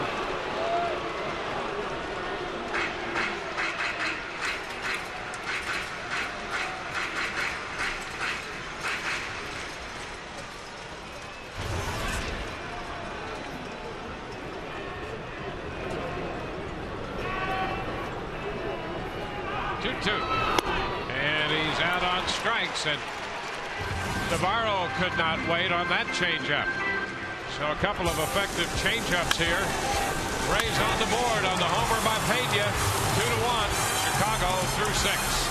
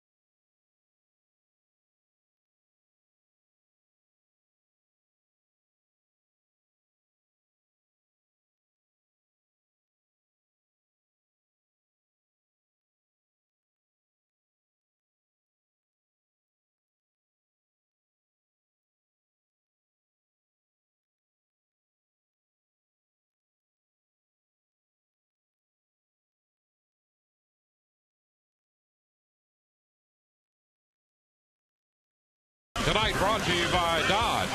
Grab life by the horns. And Quikrete. For affordable home improvement projects, visit quikrete.com. Quikrete. That's what America's made of.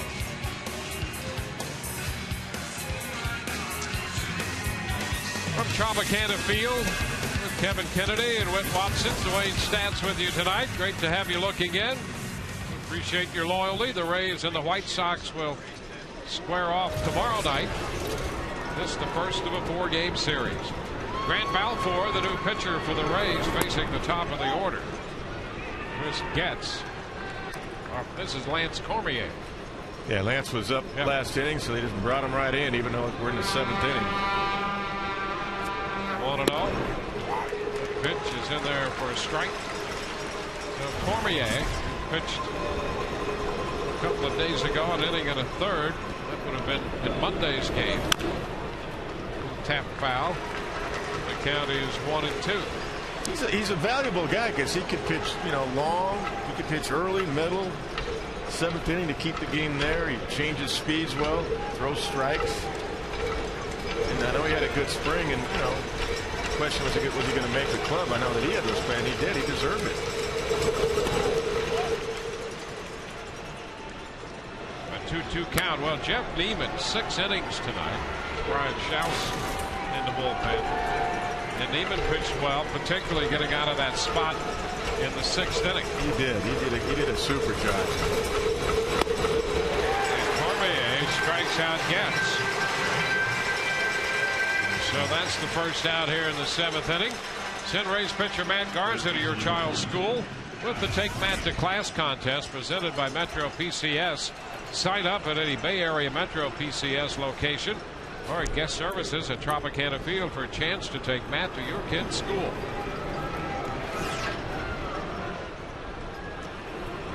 Josh Fields.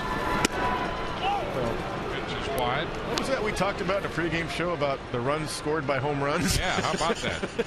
It's played true tonight again. Got tonight. 2-1 game. 2-0. All game in the top of the 7th. 6 innings for Neiman. 2 runs, 9 hits. He walked a man, struck out 3, made 97 pitches, and gave up the 2-run home run to Dye. Back in the 2nd. And now Lance Cormier takes over.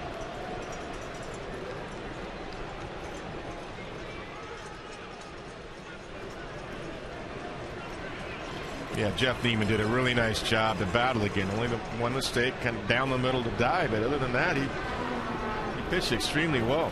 The liner in the right center field. Upton's going to have to chase it to the track.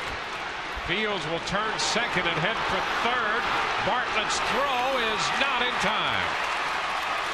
A 3-base hit for Josh Fields, and that's going to be his third, or his second triple of the year. He's at third with 1 out. He has 2 triples already this year. There's a breaking ball up and out over the plate, and he gets it right in the gap in right center field, and it took off, hitting the turf. By the time BJ hit it, flipped the ball to Kapler because he couldn't wheel and throw and get it back in. Kapler had the better shot at getting there quicker, but not in time to stop the triple. Now we got a triple, 1 out. With 1 out, the infield has to play in. Save the run here in the 7th with Carlos Quentin up. Number 3 hitter. Low and outside. 1 ball, no strikes. Quentin grounded into a double play in the 5th inning. Struck out and lined out. Broke his bat in the 3rd on a line to short. Fastball a little bit outside. 2-0 now.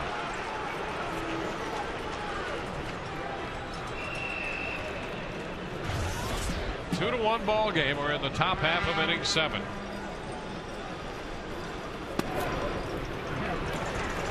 Three and 0.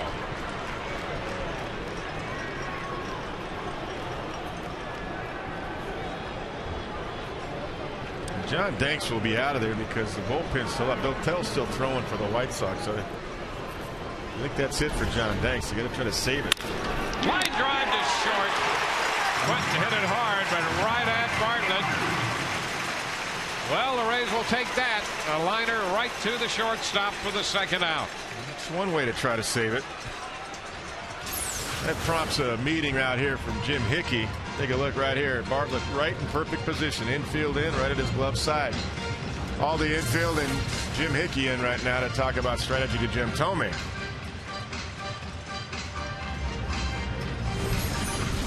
Well, Jim Thome is due to bat here in the 7th inning, and here's that Toyota trend. Runs scored from home runs. Half of the Rays' runs have been from home runs. Yeah, 50 runs, exactly half by home runs. White Sox, not a surprise. They led Major League Baseball in home runs last year at 235. And Jim Thome, and at third, 2 gone.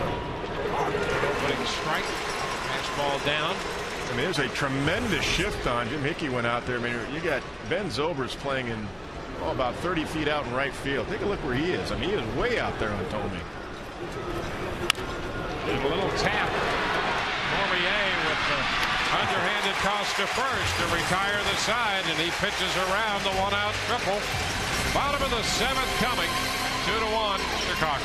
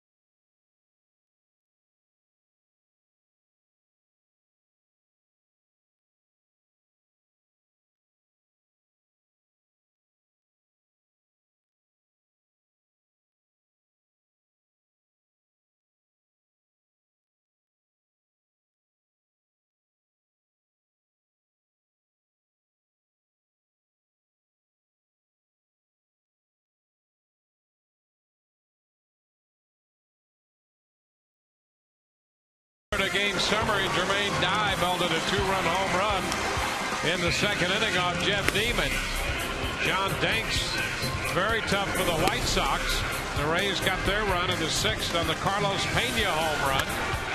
His 5th home run of the year to extend his hitting streak to 9. So we're at 2-1 here.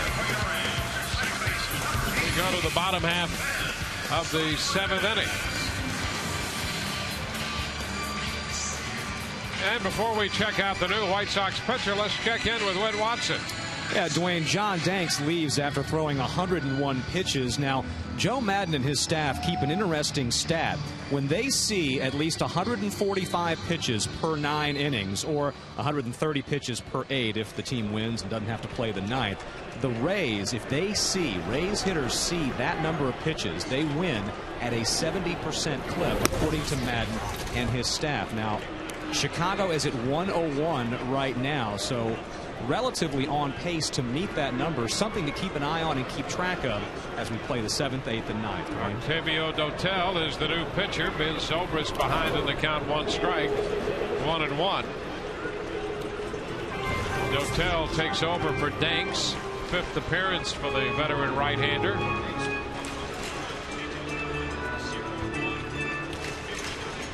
Well, working the count pays dividends, as those numbers outlined by Whit would indicate. Well, it did help because John Danks had really good stuff tonight, but the Rays batters really dug in and worked some counts on him and drove the pitch count up over 100, 101 to be exact. So for Ozzie Guillen, that was enough.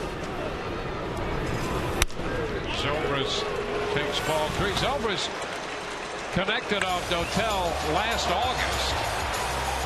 That was in Chicago. He's ahead of the count right now, 3-1, so he's got a good count for it.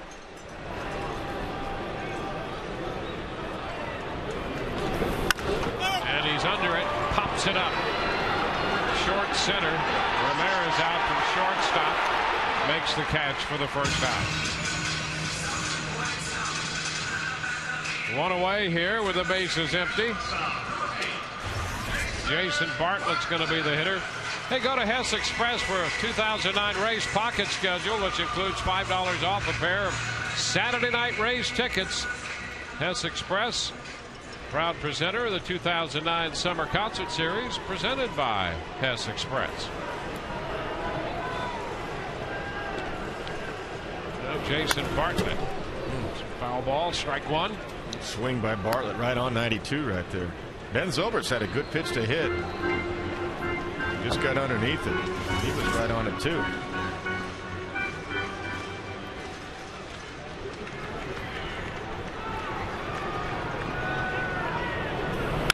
There's a line drive base hit into left field for Bartlett.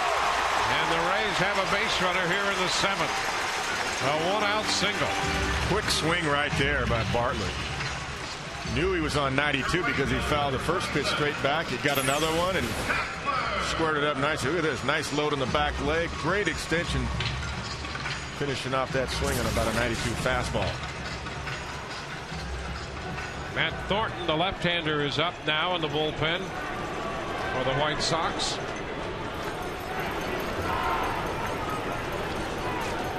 Now Gabe Kapler's just got to make sure he swings at strikes. He's chased a couple of pitches in his first 2 at-bats out of the zone on the lefty John Danks. Got to make sure he just comes back into the zone.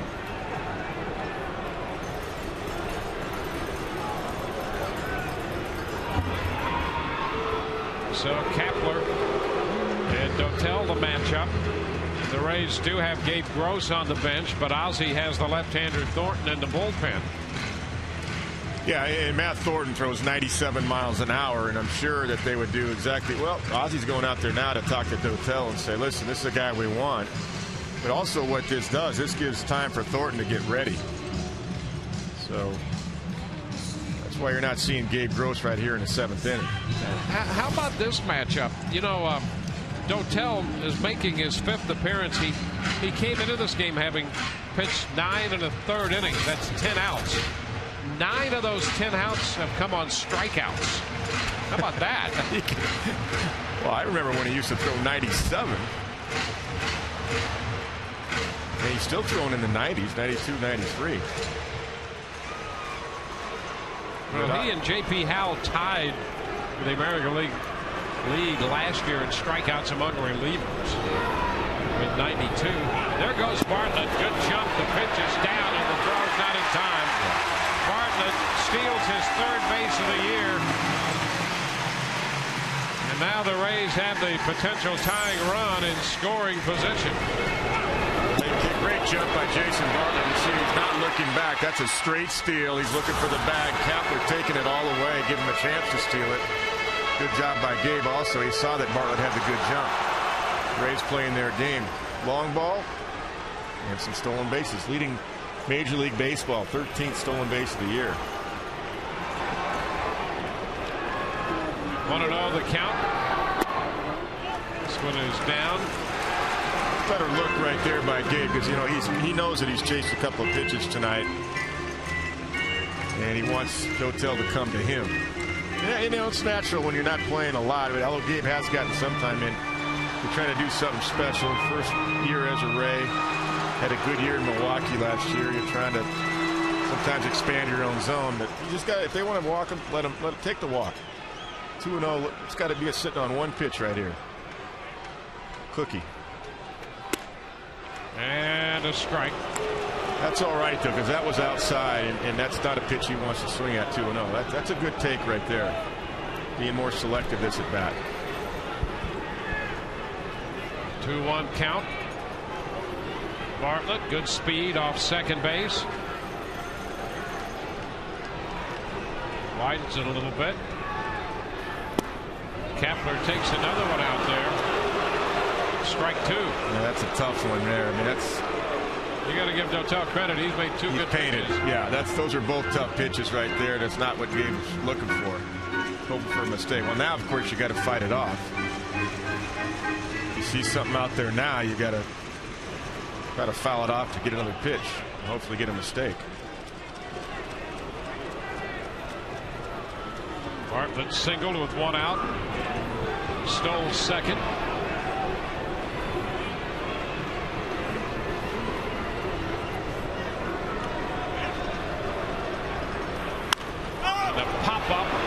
Right side foul. Canucos after it, making the call and the catch for the out. So Kepler fouls out for the second out. A couple of balls away, then they go up in the zone, change the eyesight on Gabe. A little too close to take for him, but it was up and out of the zone. The hitter will be B.J. Upton.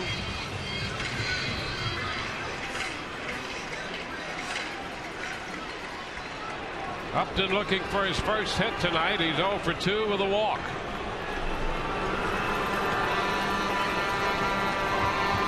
Should be a great time for his first hit. But he fouls it back. He had a pretty good cut right there. He was right on it. Very quiet in his mechanics. Very quiet in the way he runs, and very smooth in everything he does. B.J. Upton, effortless. But that doesn't mean he's not working hard. That's the way you want to be, relaxed as a hitter. Nice and relaxed hands. Sends a fly ball into right toward the line. Dice coming on. Still coming in foul territory and makes the catch. That will retire the side. Rays leave a man at second. We're through 7, 2-1 Chicago.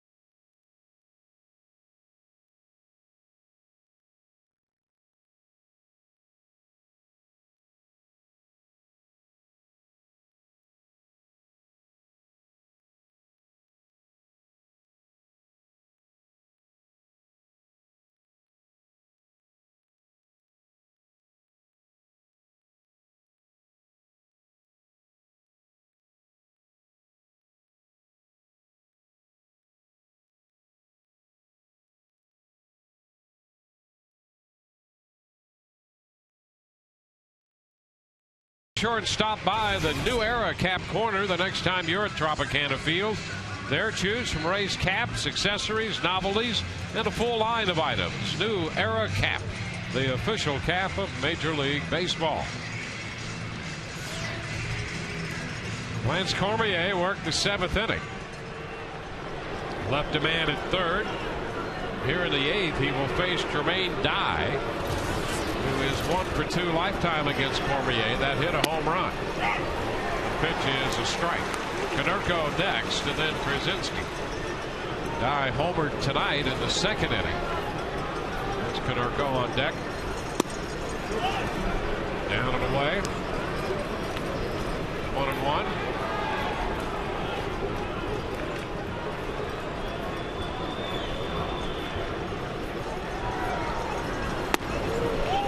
Breaking ball, missed. 2 balls and a strike.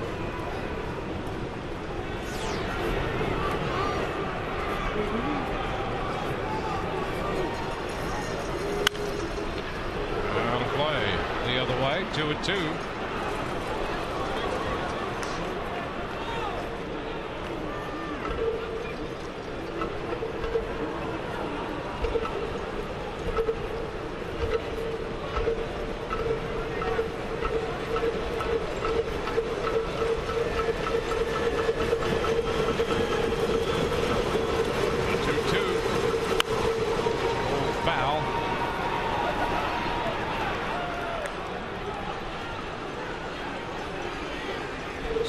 For that young man down there beyond the bullpen.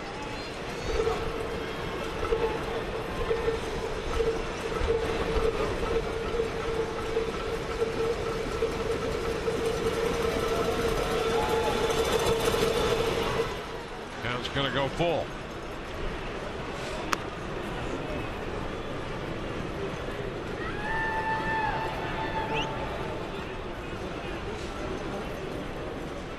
Innings for the Rays starter Jeff Neiman tonight. Cormier with an inning under his belt. And a little number that's going to be fair just by the bag. Up the right side. Dye will turn and head for 2. Kepler's still going to get him. He is out at second base. Kepler to Bartlett cuts down Jermaine Dye. Dye decided to test Kepler. And Kepler throws him out.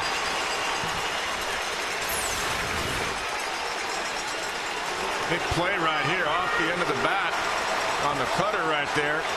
Little hesitation because Dye wasn't sure if it was fair or not. By the time he got out of the box, it gave Kepler enough time to throw a one-hop strike, but still a great play by Gabe Kepler. Alltel Wireless, there's a circle for everyone. Call 5, 10, or 20 numbers on the network with My Circle exclusively from Alltel. Well, that keeps him off second base, records the first out. Big assist for Kepler. Breaking ball a little bit high to Konerko. 1 ball, no strikes. One of the valuable things about Gabe, he can play center, right, left, all 3 outfield positions, and does have a strong, accurate arm. 1-1. Big play in a 1-run game. Keep it right there with 6 outs of offense to play with for the Rays. You don't do it with the bat, you got to do it with the glove, and Gabe did it there. 2 balls and a strike.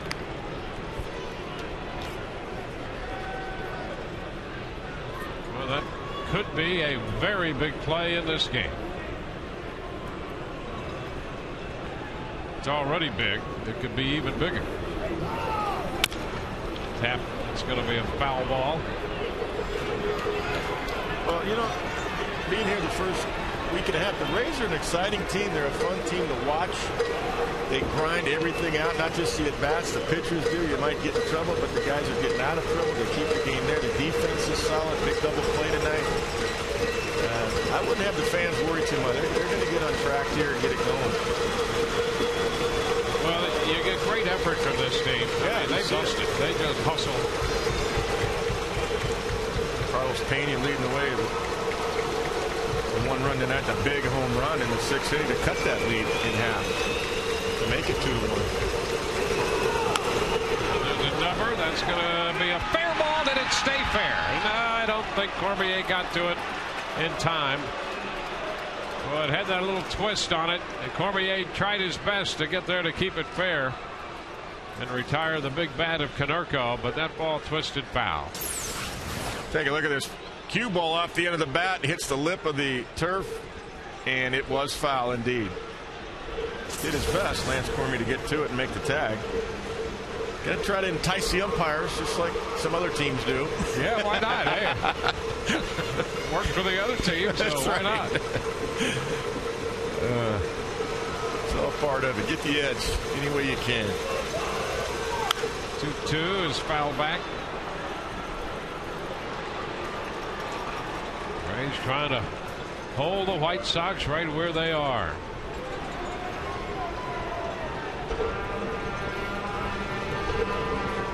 White Sox scored 2 in the second on Dye's home run. The Rays got a run in the 6th on Pena's home run.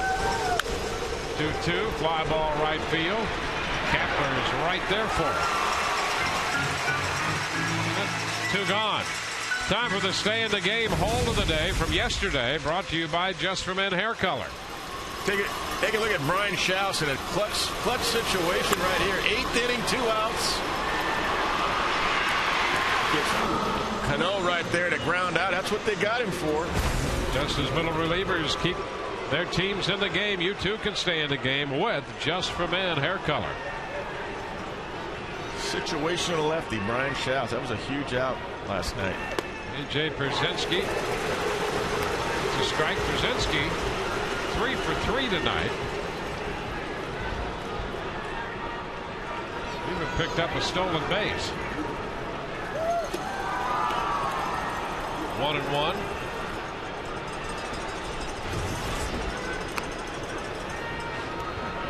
You know, years ago, you weren't able to be doing something like that. A player throw the ball out on his own. Umpire would jump on you for that. Everybody does it now. You know, ball across the infield, last out, you never roll the ball back to the pitcher's mound because everybody's afraid, hey, you might have doctored the ball. I don't think most of the players know what the ball actually does if it's doctored. But Yeah. This one is down 2-1. And there is a skill to pitching with a doctored ball. Some guys you can doctor and they couldn't command it. there's a lot to it. I've had pitchers that say, well, what happens if there's a scuff on which side? And I say, well, it depends on which side that you hold the ball on. It'll move the opposite way. If you scuff the ball on the left side of the ball, you have the horseshoe, and you hold it in, it's going to fade away from the righty. And vice versa. I mean, it's beyond me, but it is aerodynamics. My dad was an avionics engineer, so he explained all that to me. 3-1, a little tap down to first, and Pena with Cormier covering for the 3rd out. No runs, 1 hit, and nobody left.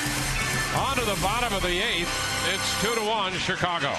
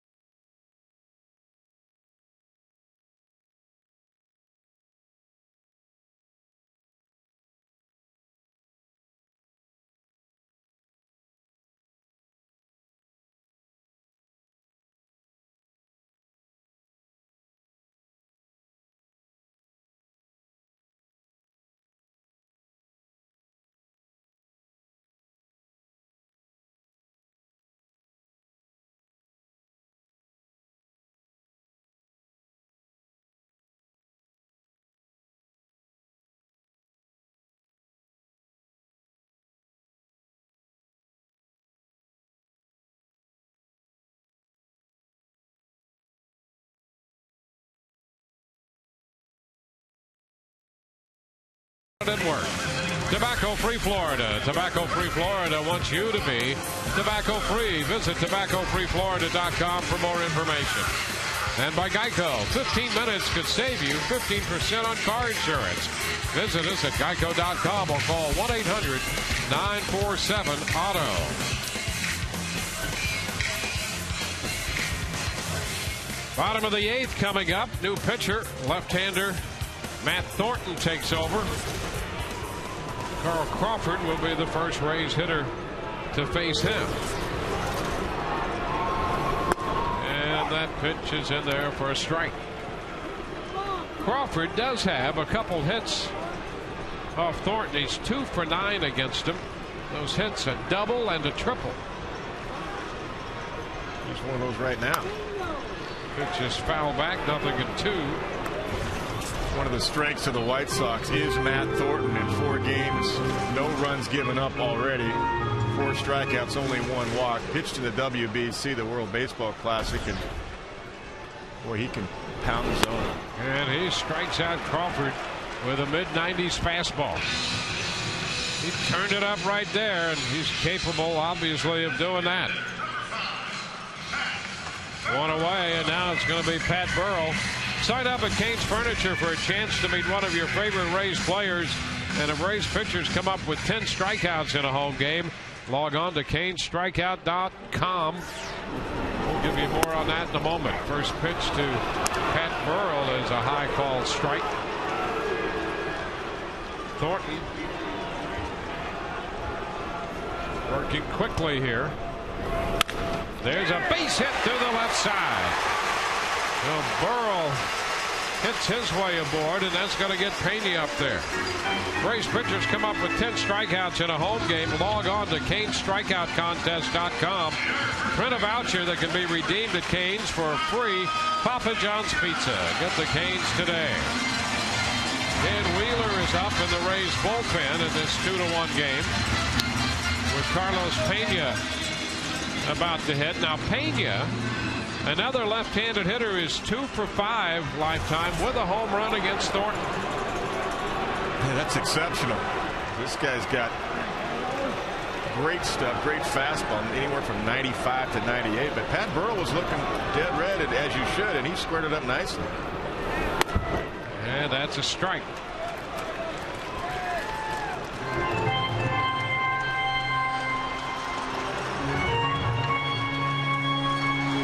No pinch runner necessary. You've got Uemura, Gabe Gross on the bench. You're not going to do that here with Pat Burrell in the 8th inning.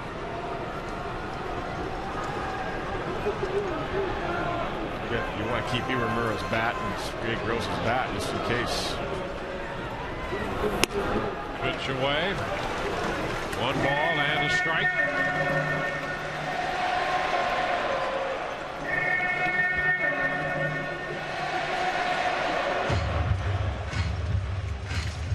Rays got on the board in the 6th on the Pena home run. Runner at first, 1 out in the 8th. Pena facing the tough left-hander. And there's a strike. Sets the count at 1-2.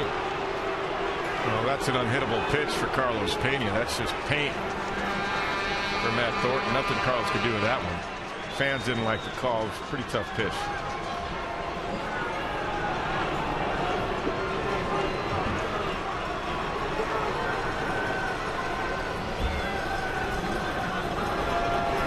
Pitch. Carlos fouls it. He was on it. 94. Carlos had a good swing at that one. Good quick swing.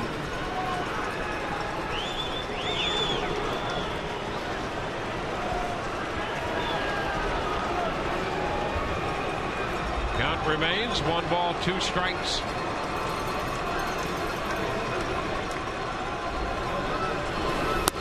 Away, up and away. 2-2.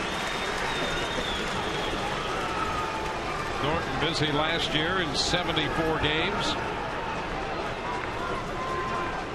67 1/3 innings. 77 strikeouts.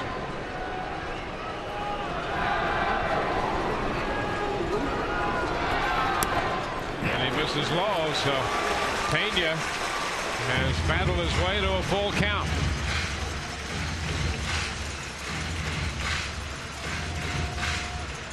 Now this is not a running situation for Pat Burrell. Number one, Pat doesn't run well, and you got a lefty on the mound, and you want to give Carlos Pena every chance to make good contact, but not a running situation here. 3-2, and it's fouled back. Boy, he's having a heck of an at bat. He really is. That was a mid-90s fastball there.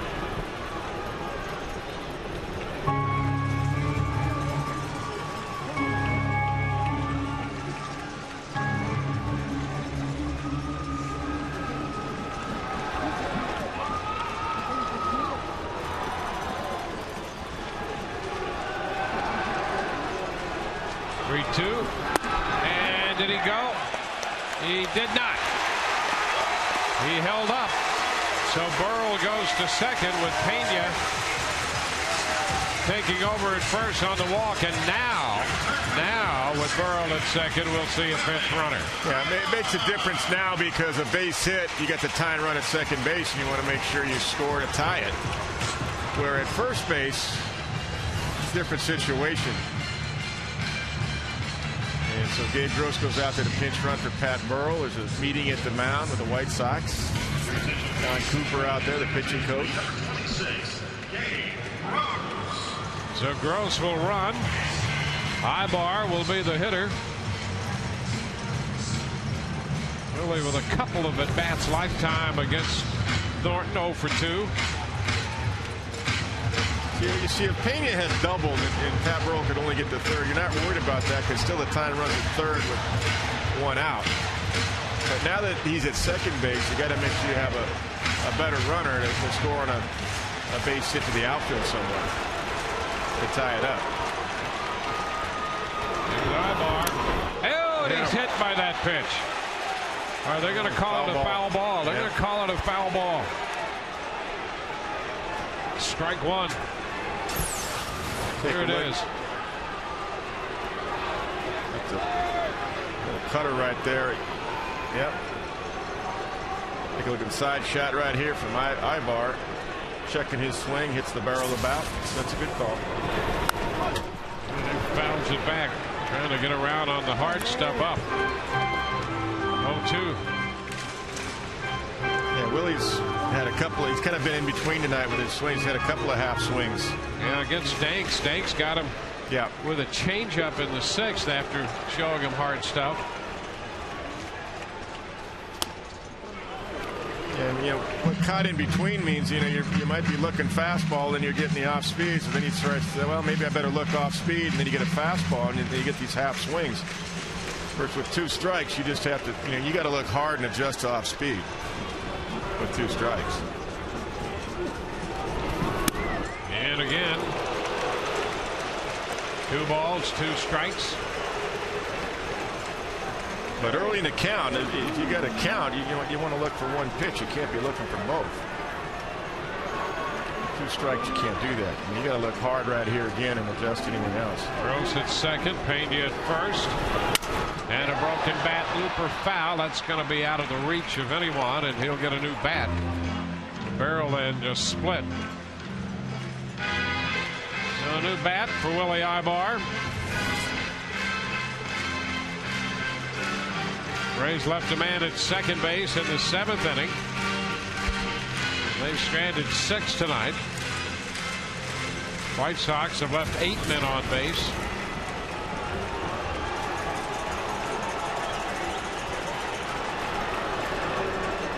And the 2-2 again. Ibar's out on strikes. 2 gone. Second strikeout of the inning for Matt Thornton. It's going to get Deoner Navarro to the plate. Powers a fastball down and in to Willie Ibar. Tough pitch to lay off of. And, that's how A.J. Przinsky was calling against Willie tonight, because he was caught in between with his thinking and saw that he was late on the fastball.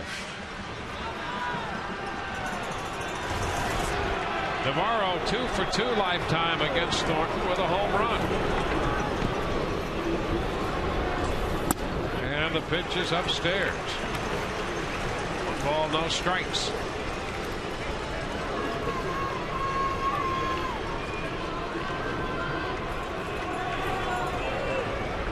Two men on with 2 men out.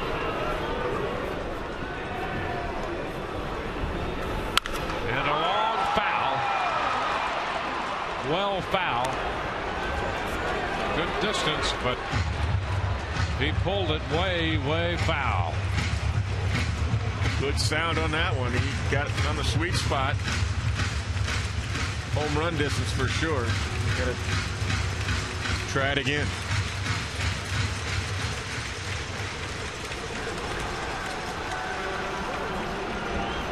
1-1.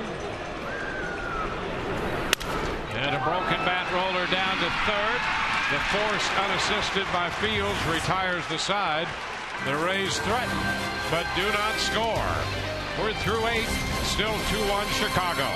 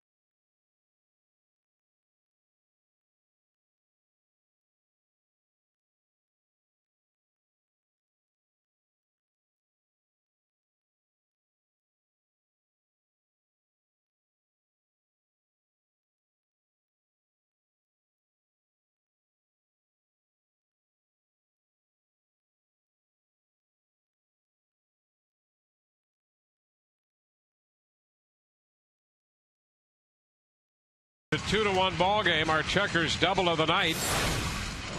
Rays got a big double play ball out of Carlos Quentin in the 5th inning. With men at first and third. Neiman rolled up the double play ball, started by Bartlett. That's our checkers double of the game.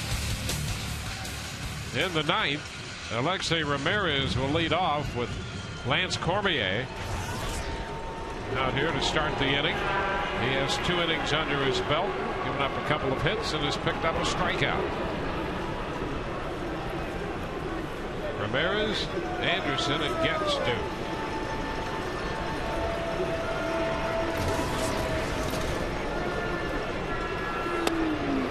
First pitch strike. Drops over. Breaking ball, strike 1.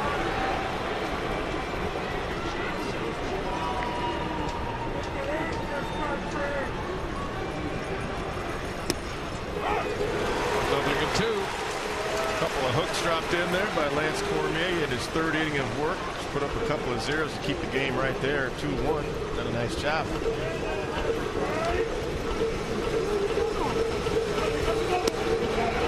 The breaking ball misses, and it's 1-2. The Rays got to keep the White Sox right where they are.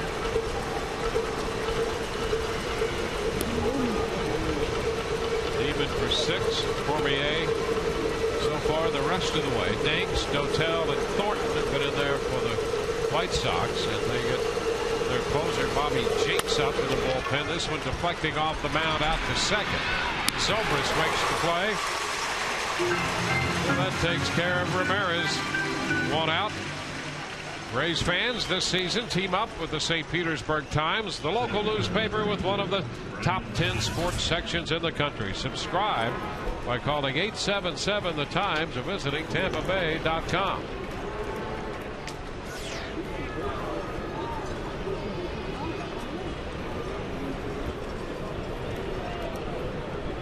Ryan Anderson in the batter's box.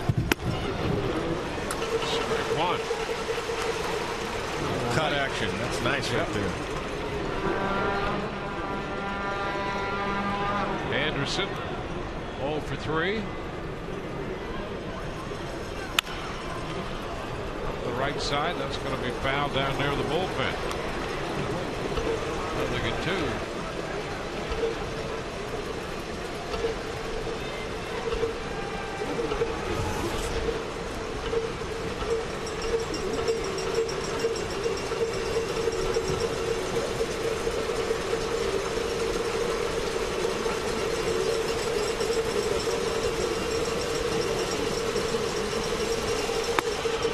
Upstairs, 1 ball, 2 strikes. Nothing wrong with that. Change the eyesight, because Lance has been throwing the cutter and the curveball, slow curveball.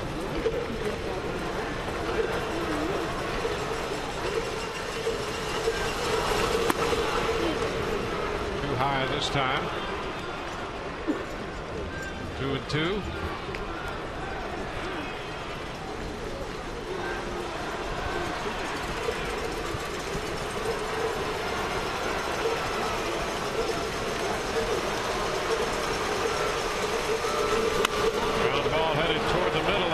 Scoot through into center field. 12th hit of the night for Chicago.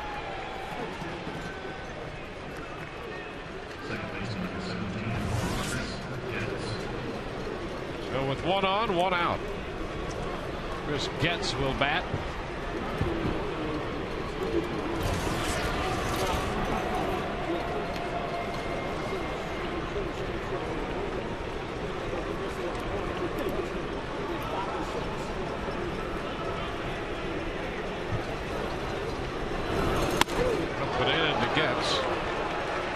No strikes. Ray's going to get some action in the bullpen. Grant Balfour gets up.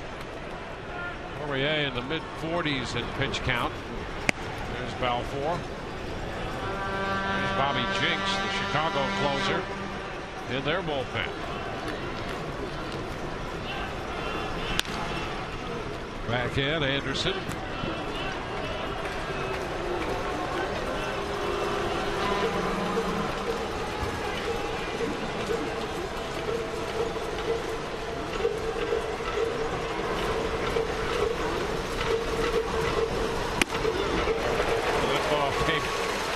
In on him. Almost hit him. That was a cutter right there that gets trying to pull through the hole on the right side.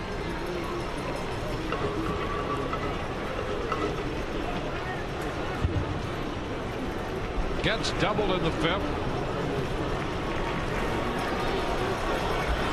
190 for the year.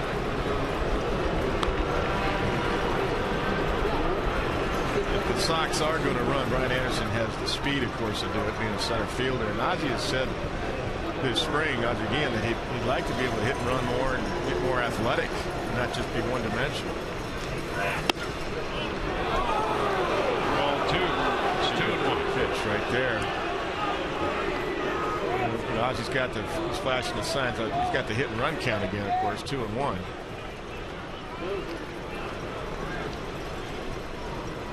Rays know that. There goes Anderson, the pitch, and a ground ball through the left side. That's going to be a base hit. Anderson will continue to third. So it's first and third. Getz, with the runner moving, singles through the open left side.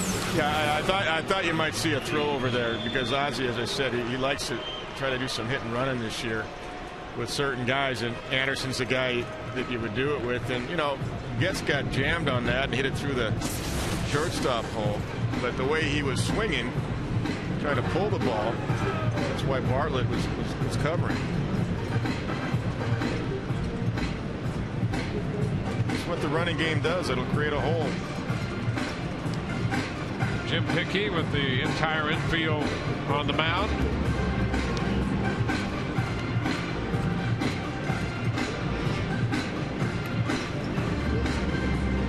Josh Fields will be the hitter.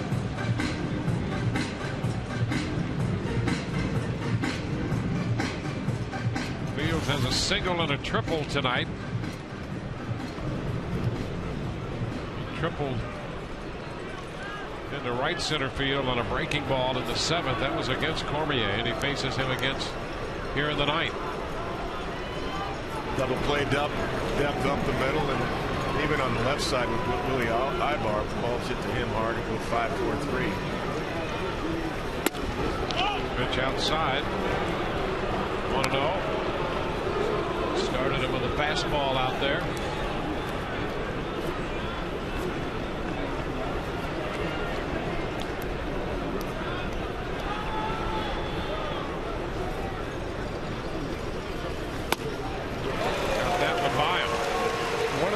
Cormier stays in. I mean, he can get the ground ball, and that's what you need right now. That's what the Rays are looking for, and he's got the movement and the pitches to get that ground ball.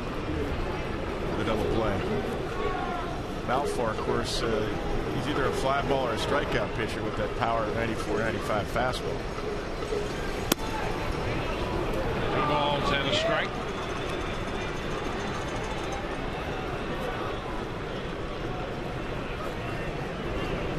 Game has been 2-1 since the 6th. White Sox have a 9th inning threat. Rays look for the double play ball. 2-1, and there's a fastball strike. Pitch in, and the count is 2-2. You'll take a strikeout too if you can get it. Josh Fields struck out looking in the 1st inning off of Jeff Neiman. Pretty good fastball in. He likes that ball away. 2-2, and it's fouled. Reaching out there to stay alive and foul it away.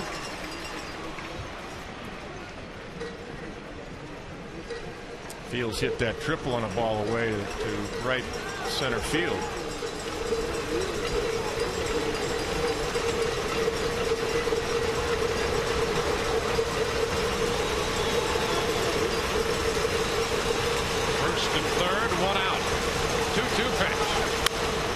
Fouls this one away. Fastball back that way. Jeff Neiman works 6 innings. Cormier in his 3rd. Josh Fields is in protection mode. He's choked up and he's trying to poke the ball opposite field right now. You might have to pound him in again, see if he'll give up on it. Breaking ball stays up. Full count. Of course, what this does, it puts Ozzie Guillen in a run situation where he can stay out of the double play. He puts Getz in motion, and I got to believe he will.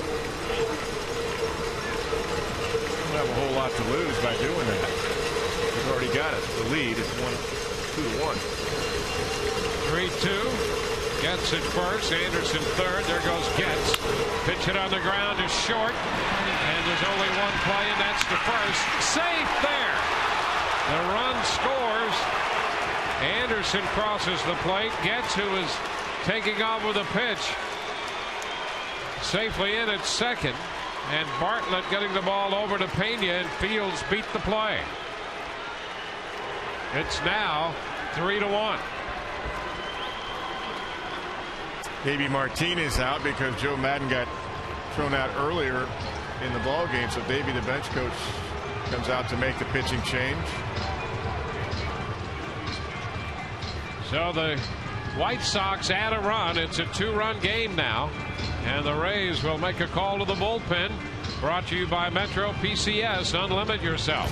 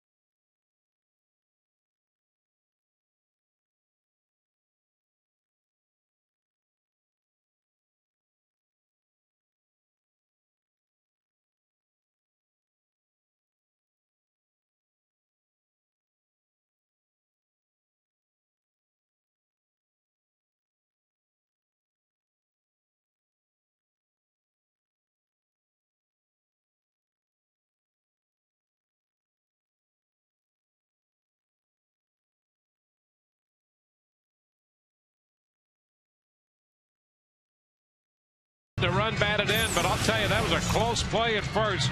We'll slow it down for you. Well, Jason takes a little hesitation because the runner was in motion, so he's taking a look at second, just enough to make this play closer than it should have been. Right there, C.B. Buckner says he's safe, but in reality, even though Jason takes a look at second, that's just cost maybe a half a step to the runner more. Take a look. The ball's not quite in the glove there, but it is in the glove from this vantage point right here. Got to go back one frame. There's the ball in the glove. There's the foot up. He's out. Bad call.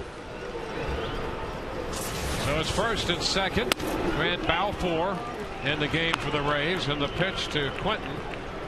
Carlos Quentin too high. 1 ball, no strikes. That was a very close play at first.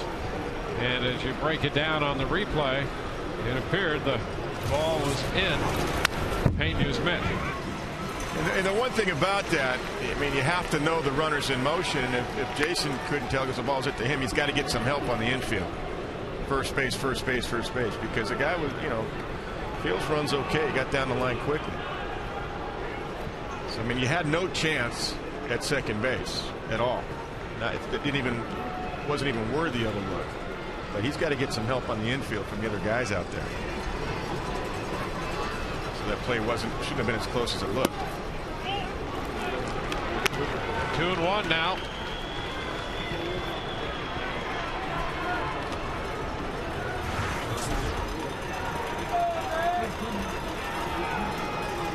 The Rays are down by 2. Balfour dealing with the middle of the order. And that's a little high.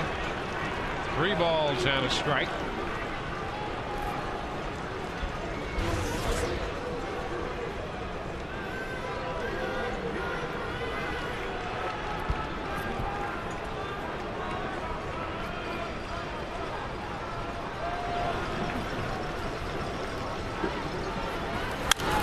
Pop up, foul ball, and that will carry out of play back into the stands. And he runs the count all the way out.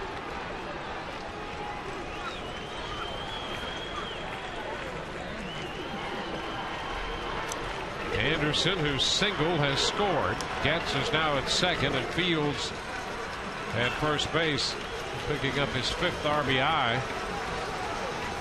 On what turned out to be an infield single on that call at first.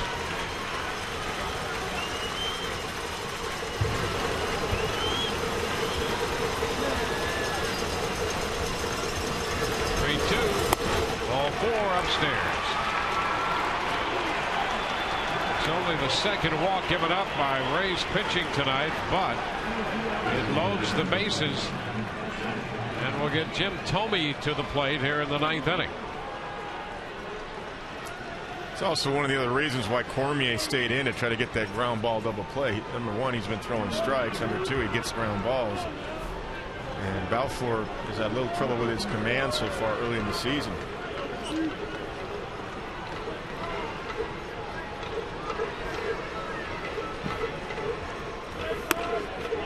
Thome looks at one outside.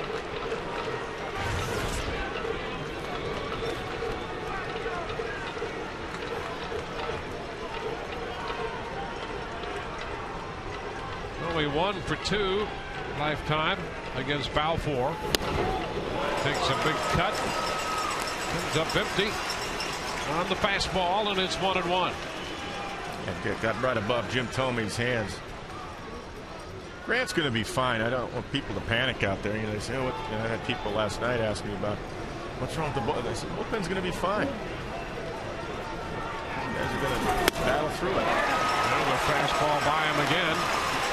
Good 1-2. It's just power and power right here. That's a great fastball. You might as well go up the ladder on Jimmy too. Do it one more time. Just go up a little bit higher. I'm sure you can't get to it. You get the count to do it. 2 pitch, and it's a bit up and away. He took the pitch to square the count at 2-2. Yeah, I'd rather have seen him go up and in, because when you see the ball away as a hitter like that, you're not going to go at it if it's up and away. If it's up and in, 2 strikes, you might chase it. He got him. Struck him out. Tommy, a big strikeout for Balfour. 2 gone. Yeah, that's what we're talking about right there. That's where you want to go to get Tommy with 2 strikes. Right where he did. That's a great pitch by Grant Balfour. Good adjustment. Navarro sets up in. See that thing just above his hands. Little foul tip. Navarro hangs on to it. Good sequence and great execution by Grant Balfour.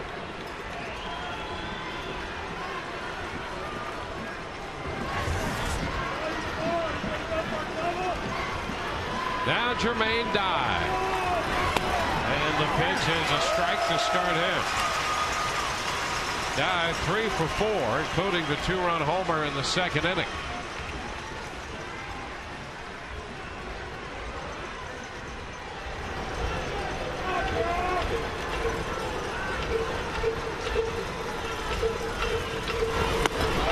Another strike on the outside edge. 0-2. Balfour, perfectly placed fastball with plenty on it. Oh, it was 94. The outside corner at the knee. Beautiful pitch. There it is. Foul ball back. White Sox have scored a run in the 9th. They have the bases loaded with 2 outs. Gotta love his intensity, though. Grant Balfour. That's what I like about him. Yep. He cares. He wants it. He's made some adjustments to come back and get Jim Tomey, and he's on the verge of going to Jermaine Dye and finish him on it.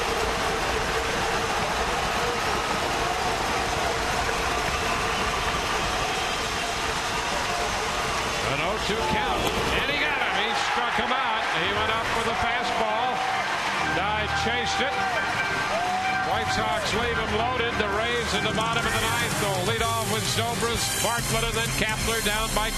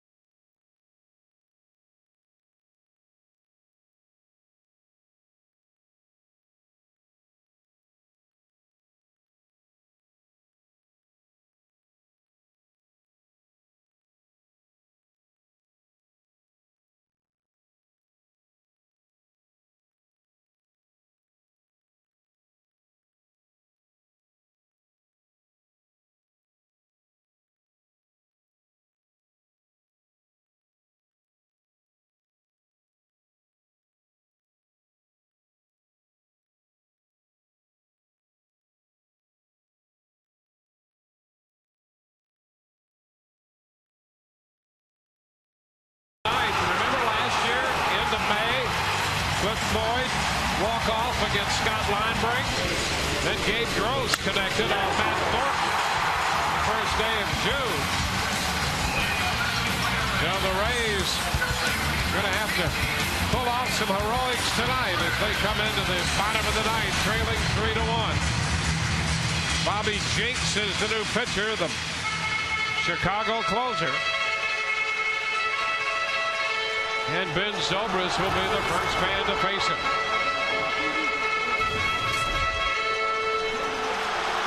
He's 0-1. Couple of saves. Has many opportunities.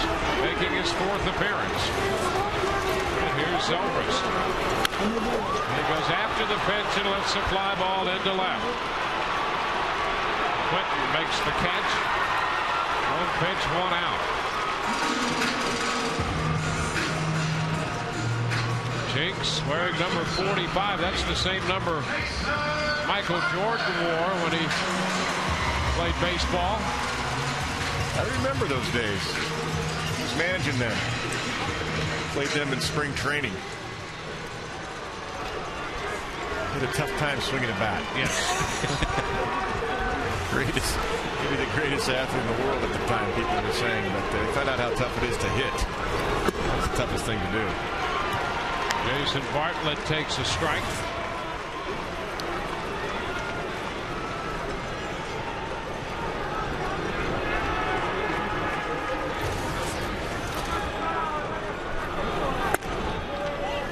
Upstairs, it's 1-1. Takanori Iwamura has moved into the on-deck circle.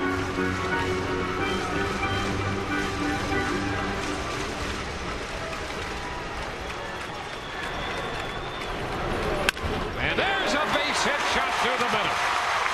Bartlett singles. He's aboard with 1 out in the bottom of the 9th. Now Aki will pinch hit for Kapler.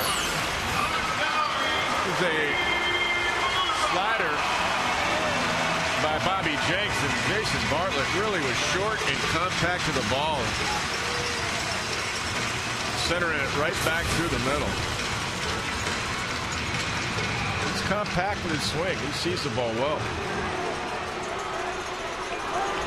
So now here's Aki. 1 on, 1 out.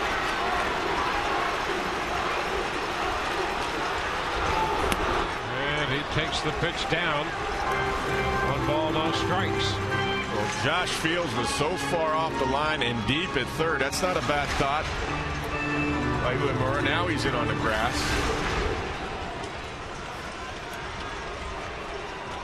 And Ozzy's trying to decide what to do because Uemura take advantage of that. Need base runners.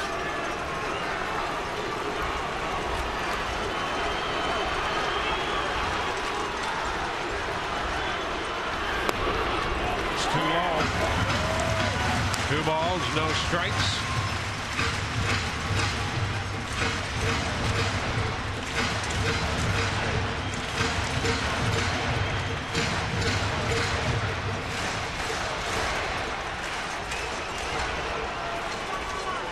There goes Bartlett. The pitch is a strike.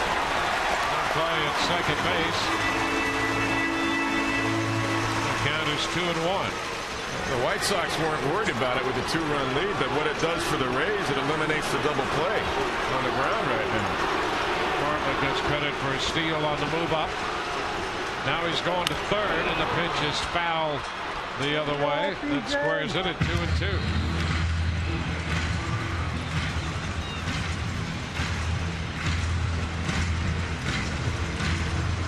Bartlett on the move on that one too.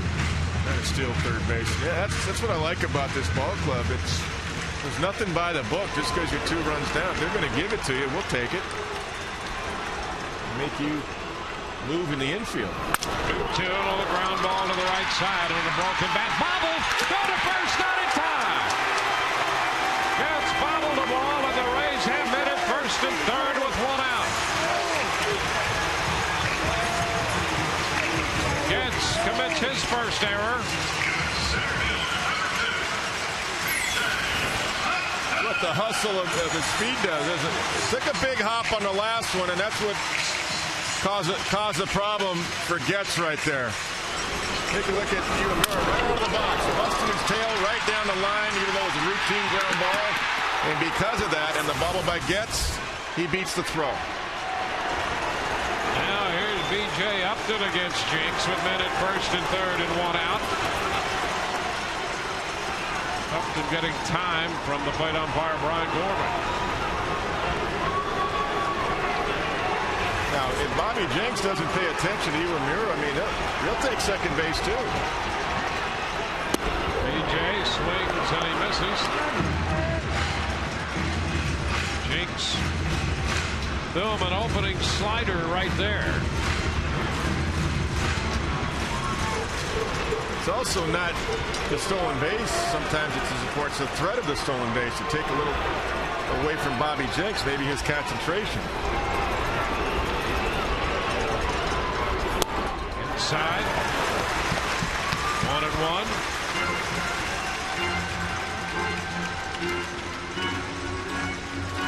Jenks had 30 saves a year ago.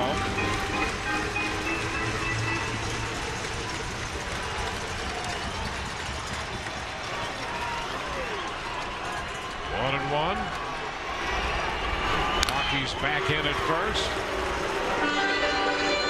That's the idea right there. Make Bobby Jenks throw over there. See if he can take a little bit away from his concentration toward making a pitch at home plate to B.J. Upton. There goes Hockey, and now the throws to first. On that fake to third and a move back to first, and Hockey steals second. Hockey with a stolen base. Take a look at this. He's gone on first move. As soon as that left leg is lifted up by Bobby Jenks, it's not a bad play by Bobby Jenks. It's the old high school move. Fake to third, go back to first, but nobody was there. And now the Rays with 2 men in scoring position, down by 2. And the pitch is down. 2 balls and a strike.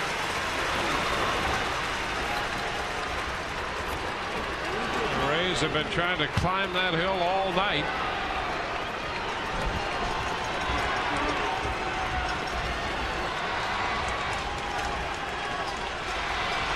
The 2-1 pitch. And that's a strike.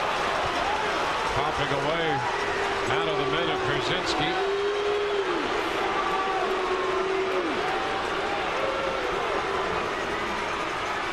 2-2 the count to B.J.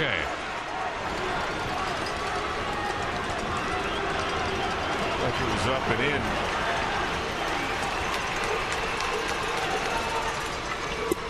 That's low. And the count is full.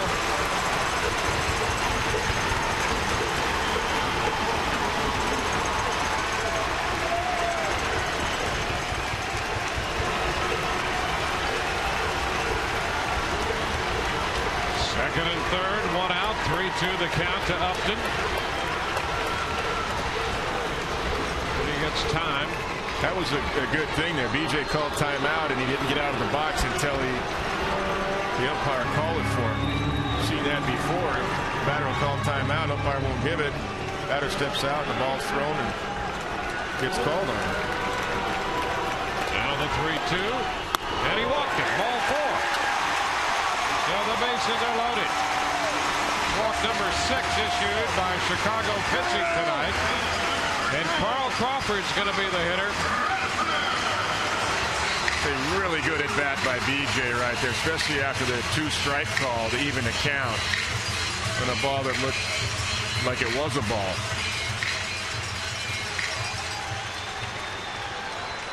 Carl looking for his first hit tonight.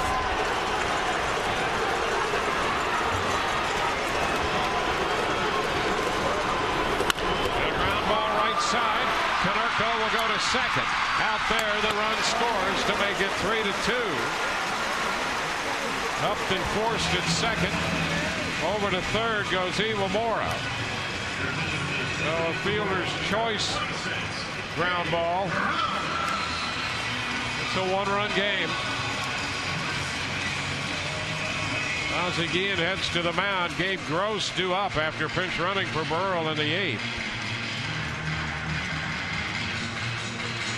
Well, you got Pena on deck, and this is Ozzie Guillen talking strategy to Bobby Jenks about getting Gabe Gross. They don't want to see Pena come to the plate, that's for sure. And he doesn't want him worrying about the runner right now, I guarantee you. He wants all his concentration on getting Gabe Gross. Because BJ, in all likelihood, is going to steal it anyway. You know, and it is the winning run, but Ozzie Guillen's telling his pitcher right here, you know what? The tying run's at third. We're not worried about the winning run right now. We want to win the game right here. We don't have any more at bats. First and third, 2 outs. Iwamura down at third. Crawford at first. And in steps Gabe Gross.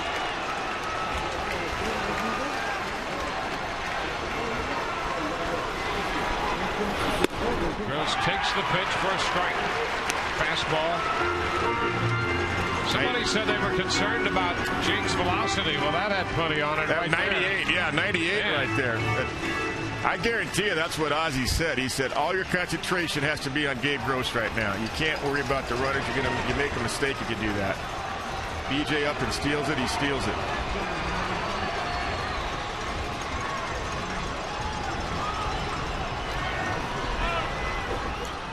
Time called by Gross. Jinks stepping back as well. Of course, BJ is holding right there right now. Got a hole on the right side. Or Carl, excuse me, Carl Crawford. Been saying BJ up and got thrown out in second. There goes Crawford. The pitch is down, and Carl will steal it without a throw. Count to Gross goes to 1-1, and now the Rays have runners at second and third with 2 outs. They utilize their speed here in the 9th inning, trying to claw their way. That's the manager's choice right there. That's exactly what he told Bobby Jakes. Let him steal it. Infield back. I don't want anybody moving. We're trying to go for the win right here. The pitch is high. 2 balls, 1 strike.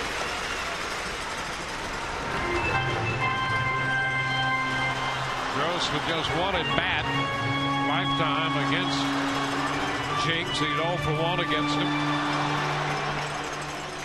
Due for a comeback win, I think, this year. 2-1 pitch, and that's ball 3. 3 balls and a strike. 3-2 game, bottom of the 9th. Carlos Pena on deck.